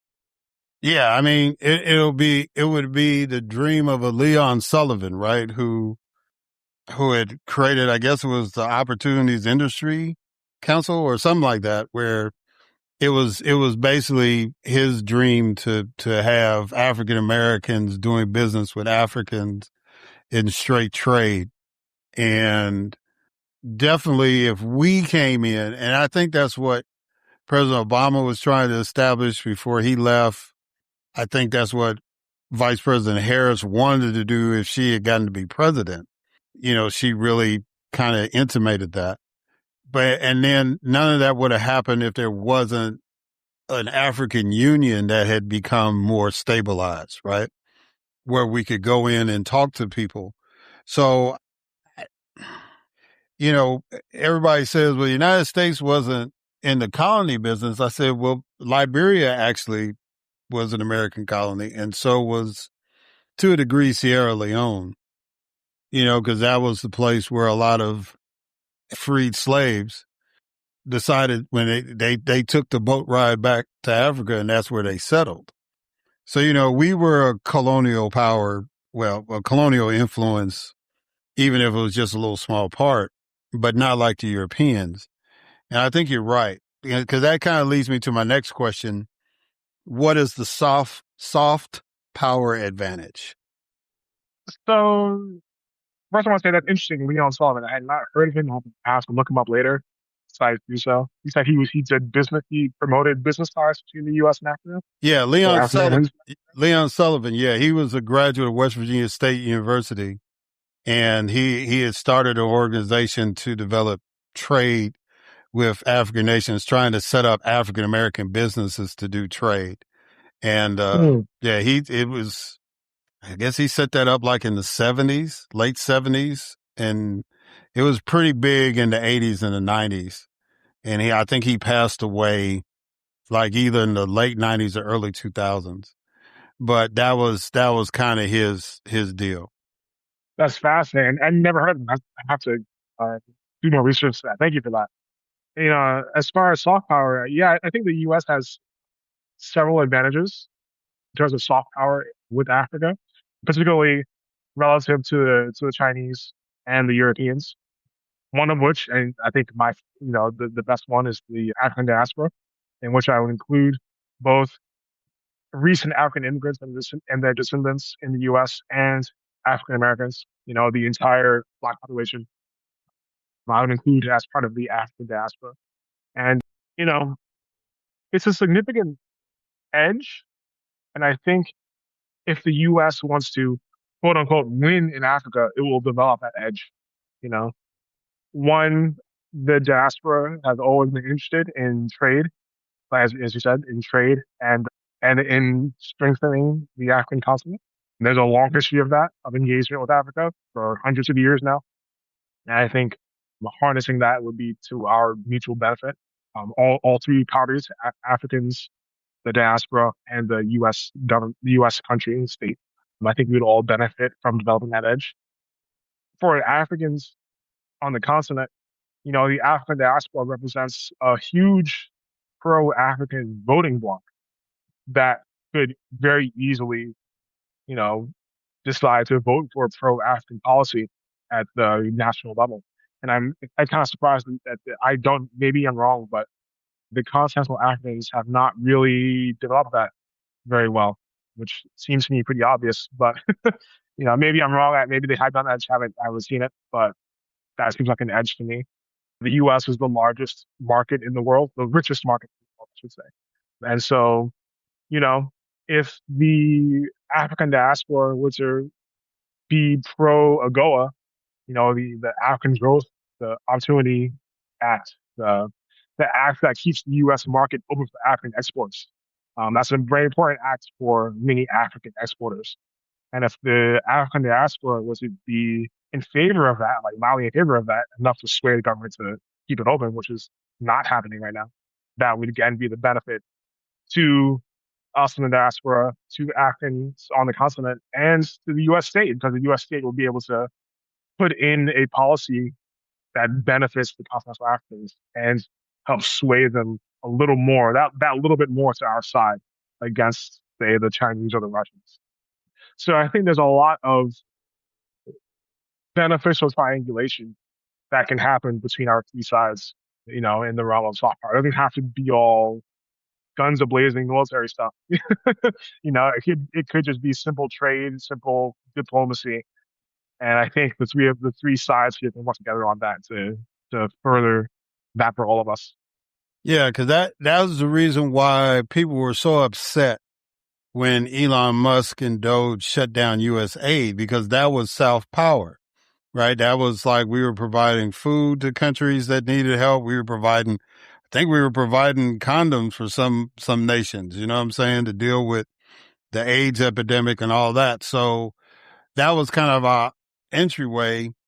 Whereas like China and Russia, even though Russia is quote unquote part of Europe, they weren't part of the colonizing Europe in Africa. And China definitely wasn't. So they've been able to come in with money and say, look, you need a port, we'll build you a port. If you need a reservoir lake, we'll do that for you. And that's how they've been getting in. And so, like you said, and we even had a program where the U.S. Department of Agriculture had hooked up with the HBCUs that were like land grant schools. So they had an agricultural component, and they were building alliances through like companies like Hershey and others to teach African farmers, especially like those that grow cocoa, to, grow other crops. So they wouldn't be just dependent on that one crop, right? I mean, if you even go back to what was that movie with Viola, The Woman King, right? Mm-hmm. It was because of their ability to sell palm oil that they were able to say, well, we're not going to keep giving y'all bodies to use for the slave trade anymore. And that gave them enough power, not only economically, but even to the point where they could hold off the Portuguese in battle, right? So, yeah, it's soft power is the way that you're supposed to go as nation states. That's the ideal. But like you said, the European model was like, come in, show some guns, intimidate some folks, and take over a country or a community, right? Right, absolutely. Yeah. All right, so let's get back to this Afrofuturism for a moment. What role do you think Afrofuturism will play in this year's midterm elections? I'm not sure. The vibe I've been getting, and please correct me if I'm wrong, because I would love to be wrong, is that the Black community has been really quite hurt by the loss of Kamala Harris in 2024. I've seen a lot of memes, a lot of posts about the Black community kind of taking a step back from a lot of politics. Now that doesn't mean I don't think that they won't vote. Like, I'm not going to say they're going to completely check out. I'm not saying all that, but I think there is a level of disillusionment, a level of disenchantment with the Black population right now. That's the vibe I'm kind of getting. And so I think there will be a vote for like self-preservation, but the vibe I'm getting is not one of like excitement or even of much ideological ferment.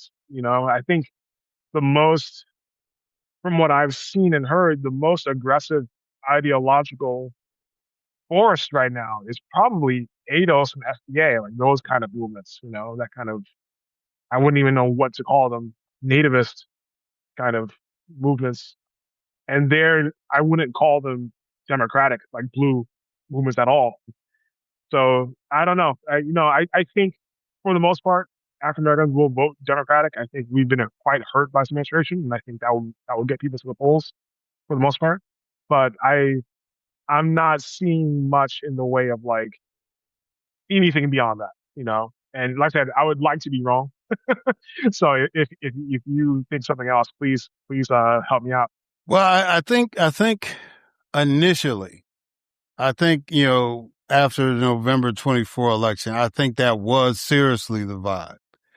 I think since the move to do all that redistricting took place, I think that's been kind of the wake up call, that it was like, okay, because I know the Sunday after they did the redistricting in Texas, the Supreme Court, the Calais decision, when they said it was all right to redraw those lines in Louisiana so that Black folks will lose representation.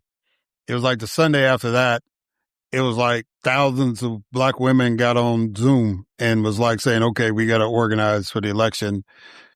So I think with the vibe that you're kind of feeling is what they call in the military trust but verify, right? It's like we know that the Democratic Party is the party where our best interest is. But there were some that felt like the party didn't do enough, even though she only had 107 days. They still didn't do enough to make sure that this black woman got what she needed. Now, she raised more money in 107 days than any human being on the planet. I mean, she put together a presidential campaign that nobody will ever rival ever again, just to be close, right?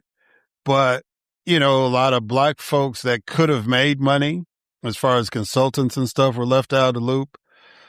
You know, just it just felt kind of like the only black person they were going to listen to was her because she was the candidate. Outside of that, we were just along for the ride. And so I think black folks don't want that. They don't want to be along for the ride. They want to have a seat at the table.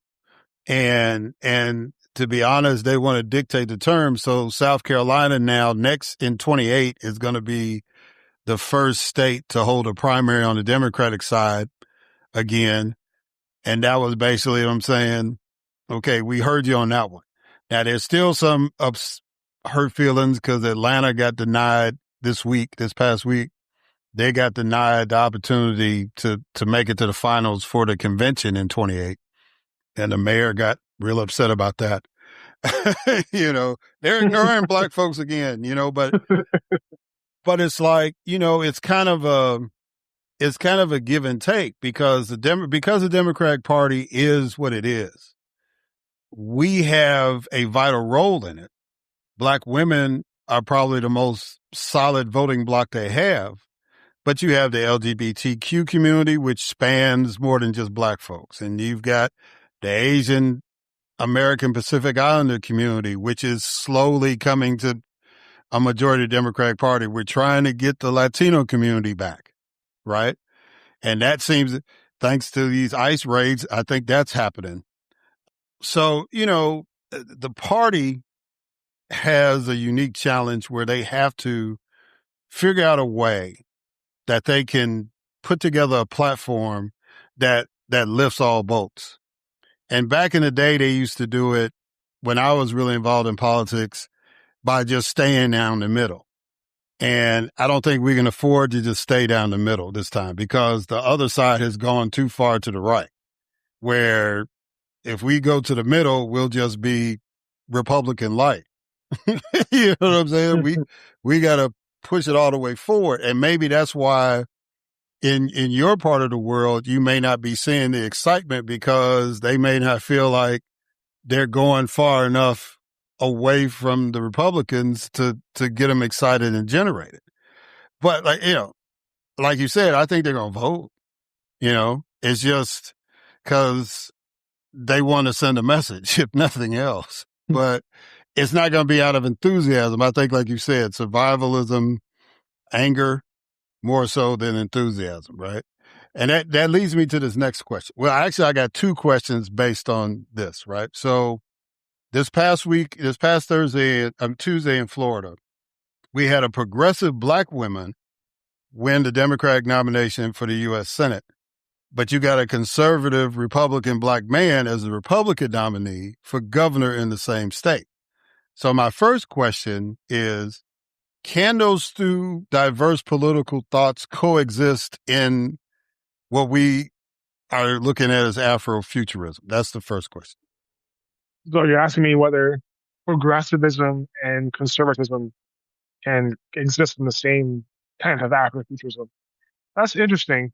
As I've read Afrofuturism has always seemed to me a very, I'll say blue kind of movement, right? Very just what you expect out of a democratic space today, right?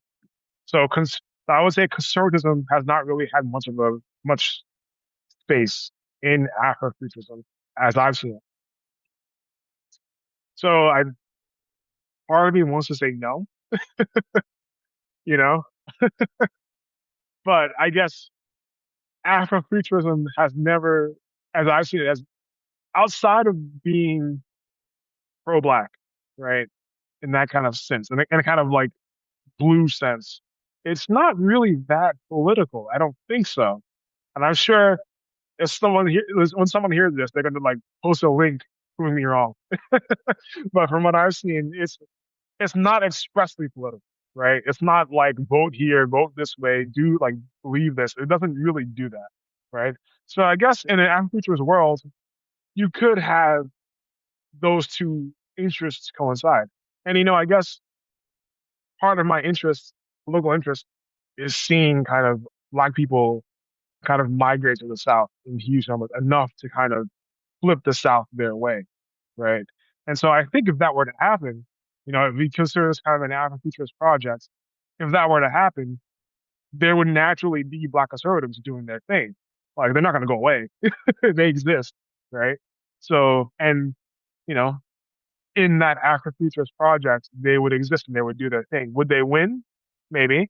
I'm sure they would do well. I would think someone like Umar Johnson, you know, he's a conservative. He's a Pan-Africanist, but he's a conservative. Does he fit into Afrofuturism? I say, yeah. I say he could. A certain wing of it, you know? So, yeah, sorry, I'm kind of talking myself through it as I'm thinking about it. But I guess conservatism and progressivism can fit together uncomfortably in a sense, in a kind of sense, but they always fit together uncomfortably anyway. So that's nothing new, I guess, at the end of the day. Yeah, and I guess going back to the earlier question, if racism was out of the picture, maybe it would be 50-50, because Right. that racism factor, which predominates conservative politics now, wouldn't be in the game. All right. So the second question I have is, which one do you think will be successful in this election cycle? The progressive Black agenda or the conservative Black agenda? So just to clarify, by conservative, do you mean Republican? Yeah. You Republican? Okay. I mean, I've read the conservative Black agenda. I read them quite a bit. It is completely the same as the Republican agenda. There's no blackness to it, and I think that's why I call them assimilated, because there's no distinction. They just have black skin, but other than that, they're the same. They have the same interests, the mainstream Republican, right? Whereas with a Black progressive, they might be very progressive in all of the doctrinaire kind of ways, but they also have that Black interest that they all tend to espouse. They have like a here's what I'll do for Black people list, right? Whereas Black conservatives do not have that. And so I think I think they'll both win. They'll have their wins, but Black conservative wins will not look like anything different from regular conservatives. I mean, it's just the same, right? It's just the same. Whereas Black progressives have some distinction about them. So I think they'll both have their wins in this race. Between Republican gerrymandering and Democratic turnout, I'm not sure who will come out on top between the two. I'm not sure, so I'm hedging by saying they'll both do okay. They'll both get their wins here and there. But at least with the Black progressives, you'll see what a win looks like with them. You'll see the distinction. You won't see any distinction with the Black conservatives at all. Yeah, and I totally agree with that, because I'm old enough to remember Edward Brooke, who was a Republican U.S. Senator from Massachusetts.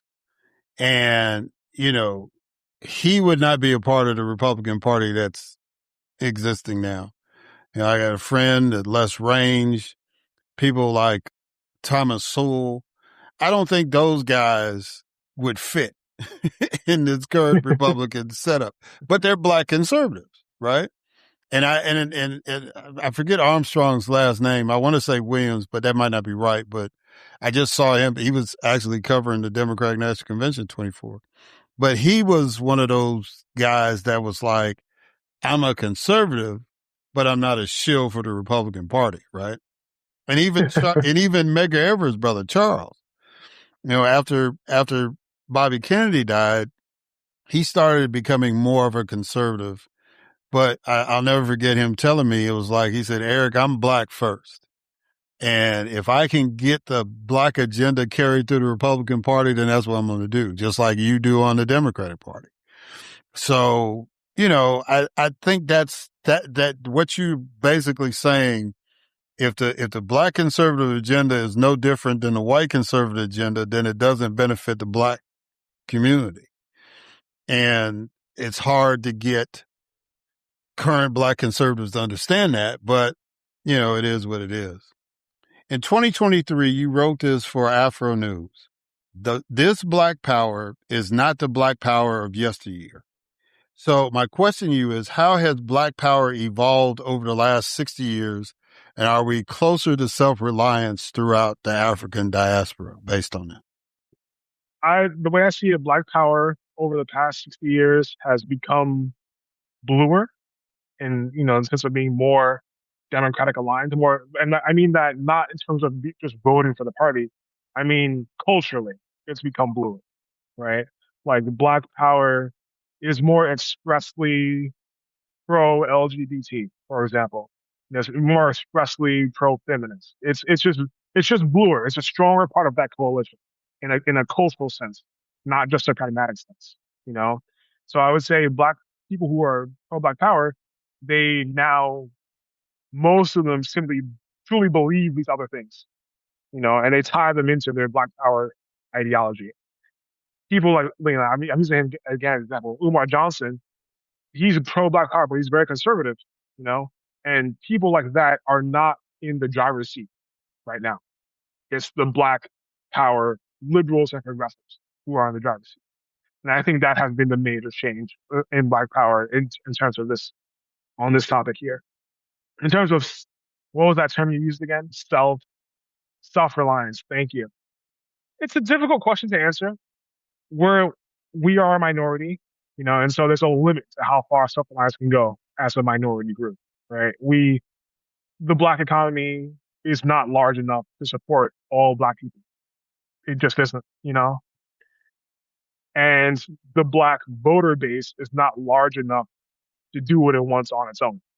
Without other groups in the Democratic Party, we would lose, right? And so there's a limit to our self-reliance. I think we've gotten richer over the past 60 years. Like Black poverty has fallen by about 30-40% since civil rights. So we're doing better than we were 60 years ago for sure. Our vote is more important now than obviously than it was before we could vote, right? So we're a lot stronger than we were 60 years ago. But are we more self-reliant? Can we go on our own? No, I don't think so. And truthfully, I don't think we'll ever get there. Personally, I think we can keep getting stronger and reaching new levels of wealth and power. And I think that is a worthwhile aim. But I think self-reliance in terms of we only rely on ourselves, we go it alone, and we do what we want with no one else to answer to. I think that is probably not going to happen, at least not anytime soon. Yeah. Yeah. When you said that, we were talking about TV shows. There's the Man in the High Castle. I don't know if you ever saw that show or not. I think it was on either Amazon or A&E. But if the spoiler alert, the Black folks won. because what happened, this was the scenario that Nazi Germany and the Japanese Empire won World War II. So the western half of the United States was controlled by Japan, and the eastern half was controlled by the Nazis. But the Black folks had gotten out of the South and had basically taken over the area that we call the Rocky Mountains. Mm-hmm. And because it was considered no man's land. You couldn't really build anything there, new or anything. So it was just kind of like that was the border between the Nazis and the Japanese. And so Black folks inhabited that. So basically the resistance came from the Black folks in the Rockies. So when the Nazis and the Japanese were finally defeated, it was the Black folks that did it. They led the resistance.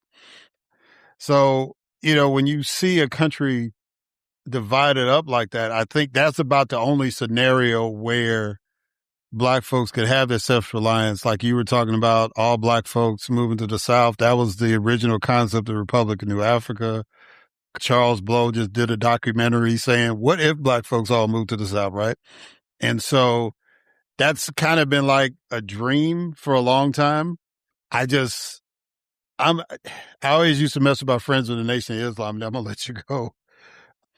But I was always invited to speak at the mosque, and I support what they're doing to uplift Black men and Black women. But the question I always ask them is like, I understand y'all want to get farms and other stuff. Any of y'all decided y'all going to start building some tanks? Any of y'all decided y'all going to start making bullets and guns? Because that's the only way we're going to be able to pull this off. You know what I'm saying? We're going to have to fight for it. It's not like a bunch of our folks just going to steal some stuff from the U.S. Army and the U.S. military and, and fight the battle for us. We're going to have to make our own stuff if we're serious about creating our own nation. I mean, Haiti did it. In 1804, they did it. So it's possible. If they did it with swords and knives and muskets, I think if we had the right equipment, we could pull it off. But to me, that's the only way we could get to that point, not unless there is a total buy-in where it's like, well, Black folks, we're just going to leave these cities where we've developed political power and just reinvest in the South and make Atlanta or Birmingham the capital, or Jackson, I don't know. You know what I'm saying? Memphis, one of them cities will be the capital, and then we all move down there. But that's my only thing about that. But it's a discussion that we really need to have. And I think in the concept of Afrofuturism, that's really a discussion that we need to have. So look, I'm going to let you go, but I got a couple of things I need to do first. First is a challenge I offer all the guests this year. I need you to finish this sentence. I have hope because. I have hope because there's always a new day. All right. Now, the other thing is, how can people reach out to you? How can people read your writings? Do you have a website, the email? Go ahead and where you at on social media, all that stuff. Yeah, by far my main presence is on Quora. It's kind of a Q&A site. It's spelled Quora, and my name is Keon Charles. That's KE'Aun Charles. And you can find me on there. I have a picture of like a orange robot profile picture. That's what it knows me. I have a good amount of like you'll see me. That's where my main presence is. I have a link tree. It's kind of hard to give out the URL for it. It's kind of a bunch of random letters and stuff. But if you find me on Quora and you ask for it, I'll give it to you. And those are really the two main things. Yeah, and the link tree is like a direct link to all your writings and stuff. Yeah, exactly. Yeah, so I have our writings from Afro, which we talked about. Some writings for like the anarchist papers, book, and all that other stuff. But yeah, but if you find me on Quora, I can give you that link if you want it.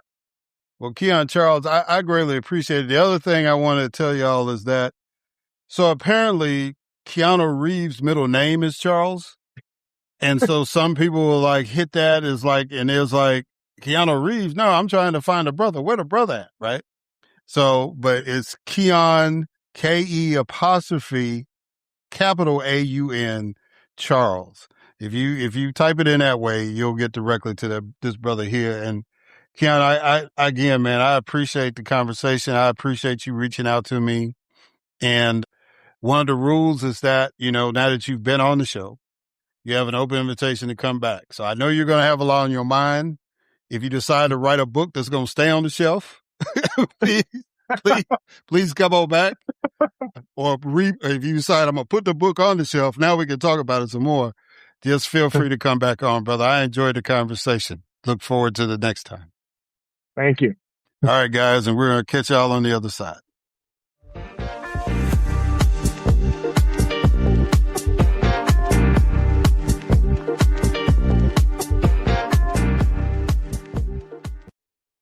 All right, and we are back. So I want to thank Erica Kent, Aaron Bos-Lun, and Keon Charles for coming onto the podcast. Again, incredible interviews. I hope that you've taken away some good information from all of those. Please, if you're a young man that wants to get involved at a reproductive rights fight, reach out to Aaron. Please buy Erica's book, Black Dog. It's a great, great book, like I said. And, if you want to talk about Afrofuturism or anything else going on in the African diaspora, Keon Charles is available for dialogue. I think All three of those people are doing some really, really cool things. And I'm really, really glad that I was able to share some space on the podcast with them. All right. So real quick, Natalie Harp. So there's this 35-year-old woman who is obsessed with the president, and she has now been called the human printer based on her proximity to the president and printing out, and some people have called her the diaper lady, all this other stuff. But, her close proximity to the president has given her that title, human printer, because she's printing out stuff that's positive for him to read, whether it's truthful or not, to kind of keep his spirits up, I guess. I don't know. She's the one who's doing all these overnight truth social things, including the meme that depicted the Obamas as apes. So, when I see people like Scott Jennings and all them folks getting upset about us, John Ossoff just mentioned her name. He didn't say she was sleeping with the president, nothing like that. He just think he said something about her sitting in the president's lap or whatever. Okay. It's like you literally applauded when she put that post out about the Obamas being apes. Y'all are the ones going around saying that Michelle Obama's a man. Y'all are the going around and calling black women in Congress women with low IQs. When the president says it, you say, right on, Mr. President. But if we said that about any Republican women, you lose your minds. So forgive me if I don't care what y'all got to say about that. Right? That's a wrap. That's done. We don't care how your feelings are hurt. What I want you to do is pay attention to this Eminem song. And there's this one young comedian on Instagram who caught the same thing I did. So there was this song that Eminem did called Stand. And it's basically about, colloquialism, I think that's where we get the term from that song, because this guy was an obsessed fan of Eminem. And he eventually catches Eminem and puts him in the trunk of a car and throws him over a river because Eminem didn't acknowledge him all the times he was writing all this obsessed mail, not understanding the fact that Eminem is like, at that time, was like the hottest thing in rap, and he wasn't reading all these letters. Now, Eminem has created this character. This has not really happened. This was a character he created and did a rap song called Stand, and it was about an obsessive fan. It was basically a warning to his contemporaries. It's like, there are people like this out here, right? The president of the United States has a stand, and her name is Natalie Harp. And, whether you love or hate or despise this man, he is still the president of the United States, and he has a stand literally next to him. He is so convinced that when they switch planes for him after the NATO summit in Turkey, when they switch, it's either the NATO or G summit, whatever summit they just had in Turkey, when he had to switch out of the Qatari plane and go into this military plane, she was one of the ones allowed to go with him on the military plane, while all the rest of the staff and the young lady, what's it, Caroline Levitt, she had to stay on the regular, on the Air Force One. And they had taken the president away, but she, this Natalie Harp woman, went up, right? And what you need to understand while y'all trying to, quote unquote, defend this woman that you don't know, is that there's a problem with that. Now, I know that the president likes to have yes men and yes women around him. He doesn't want anybody to tell him no this second administration, but you still have to be careful about people that obsess over you. Some of the notes that she has written, some of the things she has written to the president, if you listen to that song, Stan, it's right along that same genre, that same tree. And just for historical perspective, right? So, the Secret Service was kind of like, we're not really cool with this woman. And the president pretty much said, yeah, I don't care. I want her around me, right? It took her a year to get security clearance because she didn't want to go through the process. And finally, the president just said, she's got the clearance, keep it moving. So he's basically tied the hands of the Secret Service. But John F. Kennedy had a young lady, excuse me, that was pretty close to him. For those who are still sensitive, even after 60, 70 years, about hearing that John F. K was not faithful to his wife, Jackie, you can cover your ears. But for the rest of us that understand history, there was a young woman who President Kennedy got really, really close to, and we believe intimately. And the FBI, J. Edgar Hoover, had to step in because the Secret Service obviously was not convincing the president that she shouldn't be around. So Edgar Hoover, the FBI director, had to step in and say she cannot come around anymore because she is East German. So we don't know what her intent is. Her intent may have been just to kick it with the president. That's fine. It's like you don't want to take that chance, right? It was a security risk. So whatever was going on with Kennedy and that woman had to end because the people who were in charge of protecting the president said she can't come around anymore. And, you know, instead of being upset about this Natalie Harp woman, what you need to be doing is asking questions like, how did somebody this emotionally unstable get that close to the president where now we can't separate them? Right? Because if I'm just telling y'all, if he does them, because he does stuff to piss even the closest people he has off, right? He throw anybody under the bus. And then down the road, like with Michael Cohen, he'll come on his talk show or whatever. Anyway, you literally put this man in jail. And then now, years later, you know, y'all supposed to be cool. And you think somehow he has recanted all the negative stuff he said about you. Anyway, that shows that the man ain't all there. But, you know, you got to stop this guy from, if he says something to piss this woman off, right? And she's got that kind of proximity to him, and she is, you know, that obsessed with him, that can be a problem. And then you'll be looking at us saying, you'll be trying to say that she was secretly a Democrat, right? Instead of, wait a minute, before all this happened, y'all were defending the woman. Y'all were jumping on us for even mentioning her name. And now, you know, and why are we talking about her when he is married and there's a first lady? We haven't said anything about her in months. She literally just had a special, just to remind us, I guess she's still the first lady, on Amazon. But we're talking about this Natalie Harp woman instead of the first lady. Why is that? Right? That's some questions y'all might need to ask. But y'all are trying to hide whether Mitch McConnell is still alive or not. So y'all got a lot of things going on. I wish all the energy you put on lying about Mitch McConnell and protecting Natalie Harp that you would put on doing something to help the American people through this economic crunch that we're going through. If you would do that, you might get salvage. You might fend off the damage like Biden was able to do during his midterm. You might be able to do that. But y'all ain't got a clue because y'all are morally bankrupt.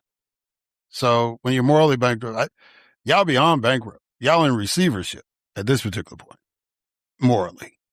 So, you know, but I wanted to address that because we need to take this seriously.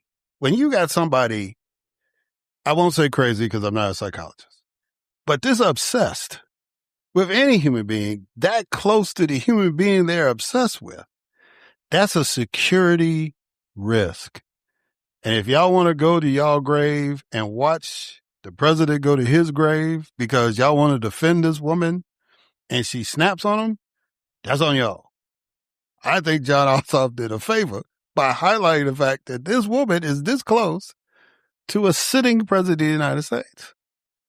And history has shown us that we're not comfortable with that. We have taken steps to make sure that doesn't happen.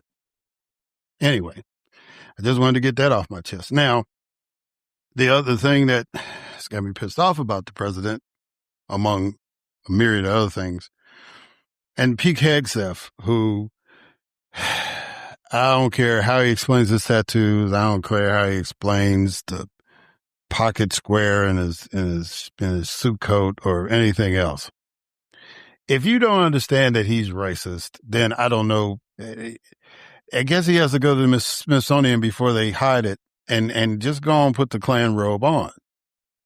So there is a ship that is being built right now that is supposed to be named after the mess cook, the black man, Dory Miller. His real name is Doris, but we referred to him when I was growing up as Dory Miller.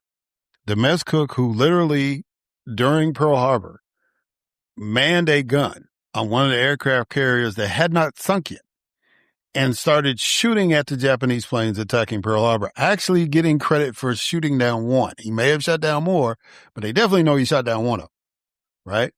And he was pulling people off of the ship as it was sinking, saving lives. So this mess cook, this black man who was a mess cook, got the Naval Cross, the Navy Cross for his heroism at Pearl Harbor. And I think he died at another battle, or I don't think he died at Pearl Harbor, but he died in action. And so they wanted to name the next aircraft carrier after him. Oh no, not with Pete Hegseth as the Secretary of Defense. Name something after a black person? Oh no. No, we're not going to do that. We're going to name that after Donald Trump, right? Who never spent a minute in the United States military. He was given the title of Commander-in-Chief because he was elected president. That's the only connection he's ever had with the military in his life. He went to military academy. That's not, he didn't go to the U.S. Military Academy, U.S. Naval Academy, U.S. Air Force Academy. He went to some high school academy, right? Private school. And then borrowed somebody else's medals for his senior picture. Right? Not that guy. They want to name a boy after that guy instead of the guy who actually fought in a war, who actually shot down the enemy, who actually saved other sailors. Now, if he was David Miller, a white guy, I guess we wouldn't be having this conversation. But because his name was Dory Miller, and he was a black mess cook, we're just going to take that honor for him even before the ship is finished. Right? So, but you want black people to vote for you. You know what I'm saying? You want black people to support you. But you would do little petty stuff like that. And, I get it. And I think it's ironic. I get it that you want to rename Dulles Airport after President Trump. Especially if President Trump is allowed to spend his money to renovate it or whatever, even though it's not a federal airport. But he wants to rebuild it, I guess, in his image. I don't know. But I think it's ironic that Dulles is the one outside the one in Palm Beach, which may have actually participated in trafficking young girls, right? You want to rename Dulles, named after the guy who created the mess, who set in motion the mess that's in Iran now, after the guy who's made it worse, right? They should name it the Islamic Republic of Iran Airport, because that's the connection of those two names. Dulles was the one who put the Shah in, and now Donald Trump is the reason why the Strait of Hormuz is no longer under internet, is no longer safe to boat in unless you're Iranian or friends of the Iranians, right? You gave them a nuclear weapon. They don't need a bomb. All they need to do is just shoot any ship that they want to coming through the strait. You gave them a weapon. So, I guess ironically it fits if you want to rename Dulles after Trump, right? There's that. And then in Florida, Alexander Vindman, who his brother, I think, got elected to Congress in Virginia, and Alexander moved to Florida, and he was running for the U.S. Senate, raised about $16 million. I don't know if he spent it all, but I know he raised $16 million to run for the U.S. Senate. And everybody's like, oh, yeah, he's going to win. He's going to win. He's going to win. But he was running against a sister named Angie Nixon. Angie Nixon, been a state legislator for a while in Florida. She was the one who basically challenged DeSantis when he showed up in her district, trying to talk about why we need police protection and why we need to cut school budgets and all this stuff. And she basically told him, why are you here? None of us voted for you. We're not in support of anything that you're proposing.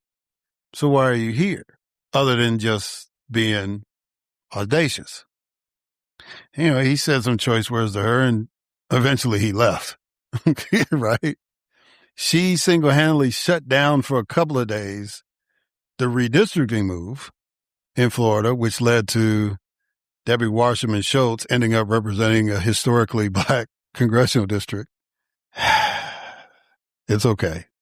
It's all right. I mean, it could have been worse. Could be a Republican. So, so basically Deborah Wasserman Schultz has become the new Steve Cohen, right? All the black folks that had some juice ran in this race, and the one little white woman got in there and she won, right? Steve Cohen, when Harold Ford ran for the U.S. Senate, Steve Cohen ran against every black important politician in Memphis. And while they beat each other up, Steve walked in and got the seat, right? And was there until they carved up Memphis 3 ways. I think the technical term was cracked it, right? And then once they cracked it, then he said, "You're not running." So technically that's the seat that Justin Pearson is running in, right? So anyway, Angie Nixon shut down the Florida legislature for 2 days wearing a pink outfit with a pink bullhorn, shouting, "This, stop the steal, this is illegal," all sorts of stuff. She shut it down for 2 days. They eventually got it done, but she shut it down. And Alexander Vindman thought that between his $16 million and his wife, now Alexander Vindman is a hero. Let's get this straight. He's the guy who basically gave the testimony that led to the first impeachment of Donald Trump. So he stood up to the president and said he wasn't going to be involved in that Ukraine stuff, and the president fired him, right? So he's a good guy, but he thought his $16 million and his wife basically trashing Representative Nixon's fashion choices that he was going to walk away with the Senate race. Meanwhile, Representative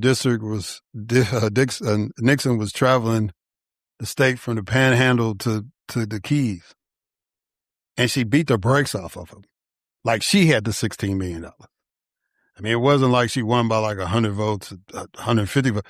She beat him. She got 56% of the vote, and she was outspent 16-1. 16-1. That's why organization matters. That's why talking to people matters. You can't consult your way into these spots. If there was ever a comeback or a clapback for what black folks were saying about Kamala Harris and the fact that y'all didn't invest in these black folks that can go in these streets and then go in these neighborhoods and get people to show up and vote and educate them as to why they should be showing up to vote, that was the clapback. That was the reminder. You can throw all the money you want onto something, because there were some Republicans that Donald Trump endorsed that lost, that have been losing lately. He was undefeated, not anymore. You can have all the right endorsements, you can have all the money in the world, all that stuff, but if you're a terrible candidate and you have no organization, you're going to get your brains beat out. Now, just imagine if Angie Nixon had the $16 million with her organization skills. We could go ahead and put Florida in the blue column, at least for the Senate. Respect politics if you're going to get in it. Respect it. It is a sport, but it's not a game. Let me say that again. It is a sport, but it's not a game, right? You have to take it seriously. You have to be committed to it. You have to be willing to put on the right kind of shoes and knock on the right doors and just keep working and working and working, because you never know. You never know how it's going to shake out until Election Day. All the polls can tell you. I can tell you. All the polls were showing the last election, legislative election, that I had a solid lead. Everything was cool. And when it came down to it, what I had in the polls was all I was going to get, because there was too many undecideds. For somebody that had been in the legislature for 9 years and there were over 10% undecided, that was a problem. People didn't believe me, but that's okay. I did what I had to do. She did what she had to do, and she won. Not mad at that. Some people say, well, she cheated. I don't know that. You can't prove that. I don't know that. far as I'm concerned, she won. I got that 45, 46% that you said I was going to get. I got that. What you didn't account for was all those people that was undecided that made the decision, I'm going to go with something new. That's how politics works. It's all about doing the work until the very last moment. Did I make some mistakes in the campaign? Sure. You always make mistakes if you lose, right? But you make mistakes if you win too. Sometimes you get away with them, right? I mean, that's just the learning process of the sport of politics. That's how it works. But those of you who think you can just throw money at it, those of you that think that you can just ride on somebody else's endorsements, you're trying to game the system, and you can't, because it comes down to those people that show up either through early voting or election day. And if your state is like Mississippi that doesn't have early voting, it's definitely election day, right? Hindsight, I might have won if it was early voting, but it's a different type of strategy. You understand what I'm saying? Nonetheless, I might have won the U.S. Senate race. We had early voting, but that wasn't the option. And so it came down to election day. Who could get their folks out? Who had the money to get their folks out?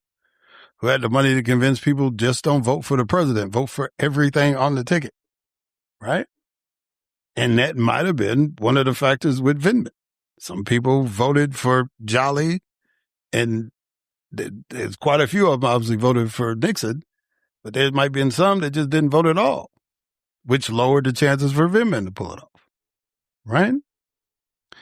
I mean, and people are getting hung up about, she's a Democratic socialist, and they're really trying to play that in Miami because of the number of Cubans in Miami. And, so if you say the word socialist or communist or anything like that, and you target somebody they think that these people are going to be so reflexive that they're just going to vote against that person. But now you're trying to play that game. In the meantime, your administration, Mr. President, is deporting these people's cousins and friends in that same Miami community. Guy, that Haitian restaurant owner, supported President Trump. They ain't got no workers. He ain't got no customers because these people are leaving if they haven't been deported because they don't want to be arrested. They don't want to encounter ICE. So you think that rhetoric is going to help you when you're saying that Miss Nixon is a socialist, but you're acting like Castro yourself. You're actually arresting people off the streets of Miami. See, there's obviously a select few Americans who live in a bubble and believe everything you say, but it's a select few. It is not the overwhelming majority, Mr. President. It's not the overwhelming majority GOP. Majority of people in America have all five senses. And even if they don't have all five, they've got enough of them to realize what you're saying ain't correlating to what's actually happening. And if everything trends the way it's trending, y'all are going to get y'all brains beat up, right? And then here's another story. So Byron Donalds is running, and I've met the congressman. He's a decent brother. I don't agree with him on his politics, and he plays politics fiercely. He is dedicated to the agenda that's going to get him elected, right? I'll put it that way.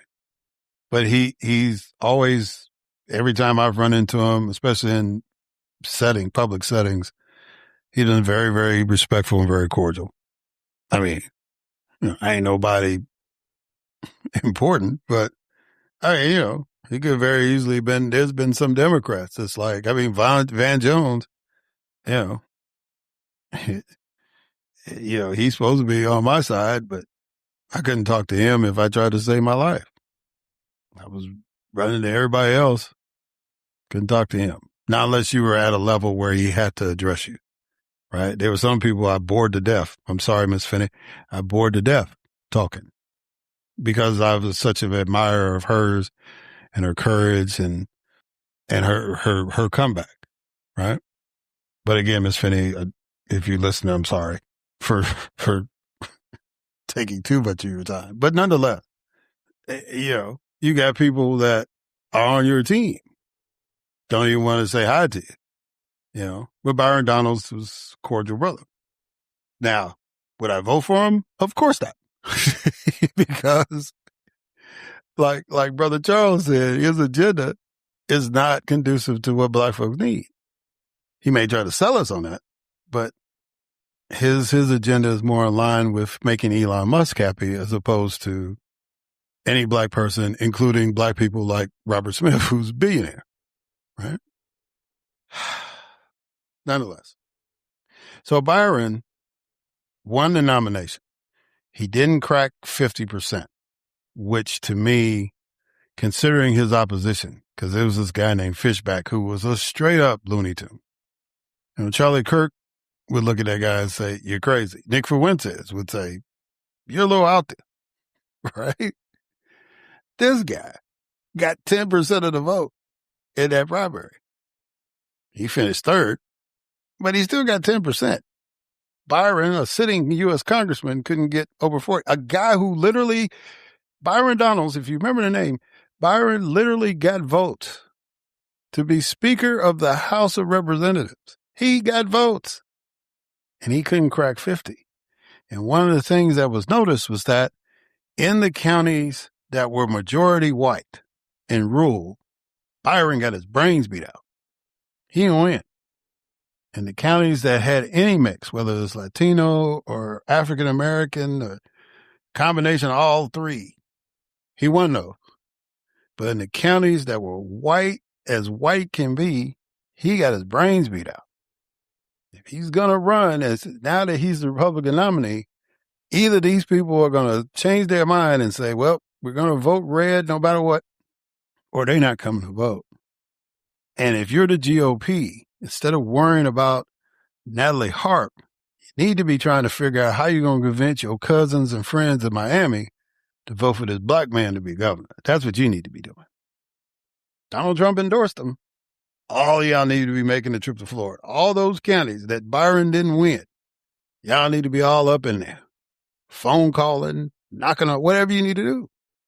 Because David Jolly, in the Democratic primary in those same counties, he won all those. Now, he was a Republican at one time. Nonetheless, he won. He won across the board, just about every county in Miami, in Florida. He won. Byron Donalds couldn't say that. So why are you trying to get in Angie Nixon's Kool-Aid, which I understand because she's a Democrat, so you're trying to help Miss Ashley out. You need to be convincing your own folks to vote for your own people instead of trying to disparage this woman. Because we showed you on the Democratic side that wasn't a good idea, right? Why would you?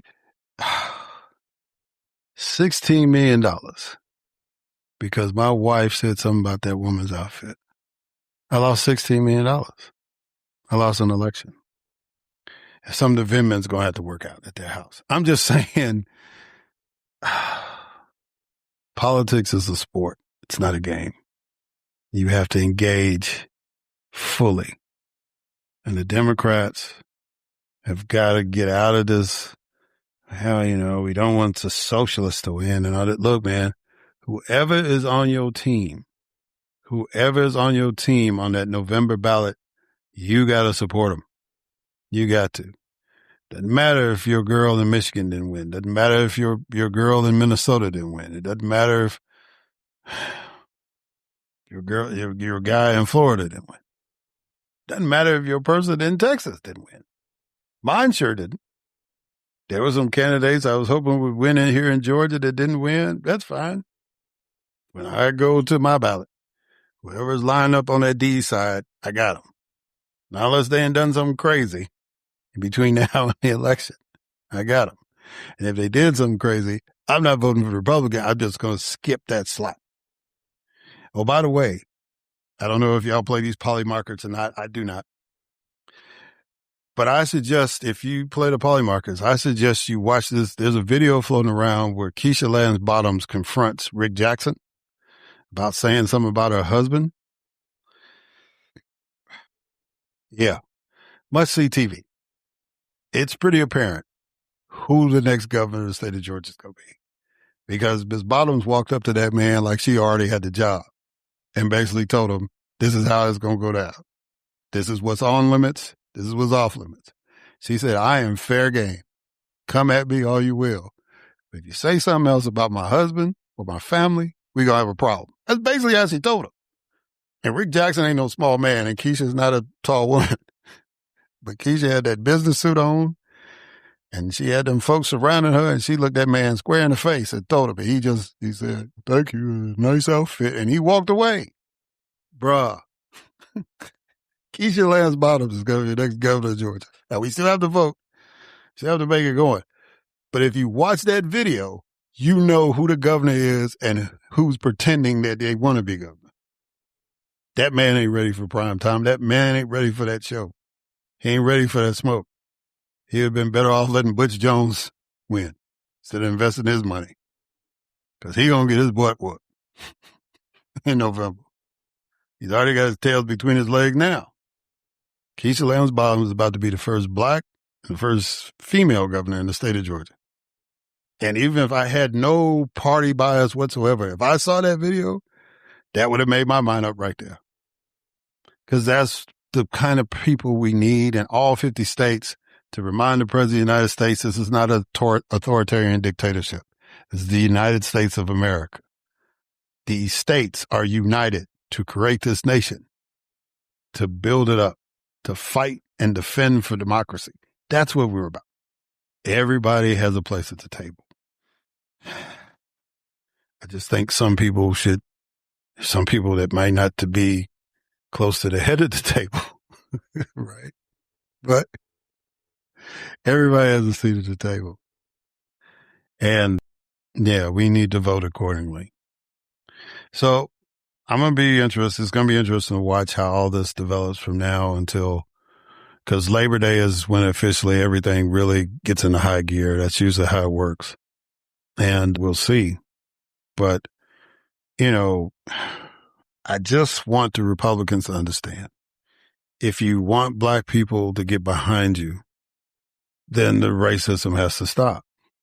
Whether it's inadvertent or direct. It's got to stop. And to the Democrats, if they want black folks to continue supporting them, then they've got to uplift sisters like Angie Nixon and brothers like Justin Pearson. That's your team. Every primary that has happened, you've built your team. The team that's going to go into November. And you've got to commit to them. Full force. Shout out to Sister Janu in Vermont. I'm so, so happy and proud for her. That's your team. When camp started, did you think these people were going to be the starting quarterbacks, the starting players? Probably not. But now that we're on the field, this is the team we're putting out there. And we got to support them with our full chest. All right. That's all I got. Thank y'all for listening. Till next time.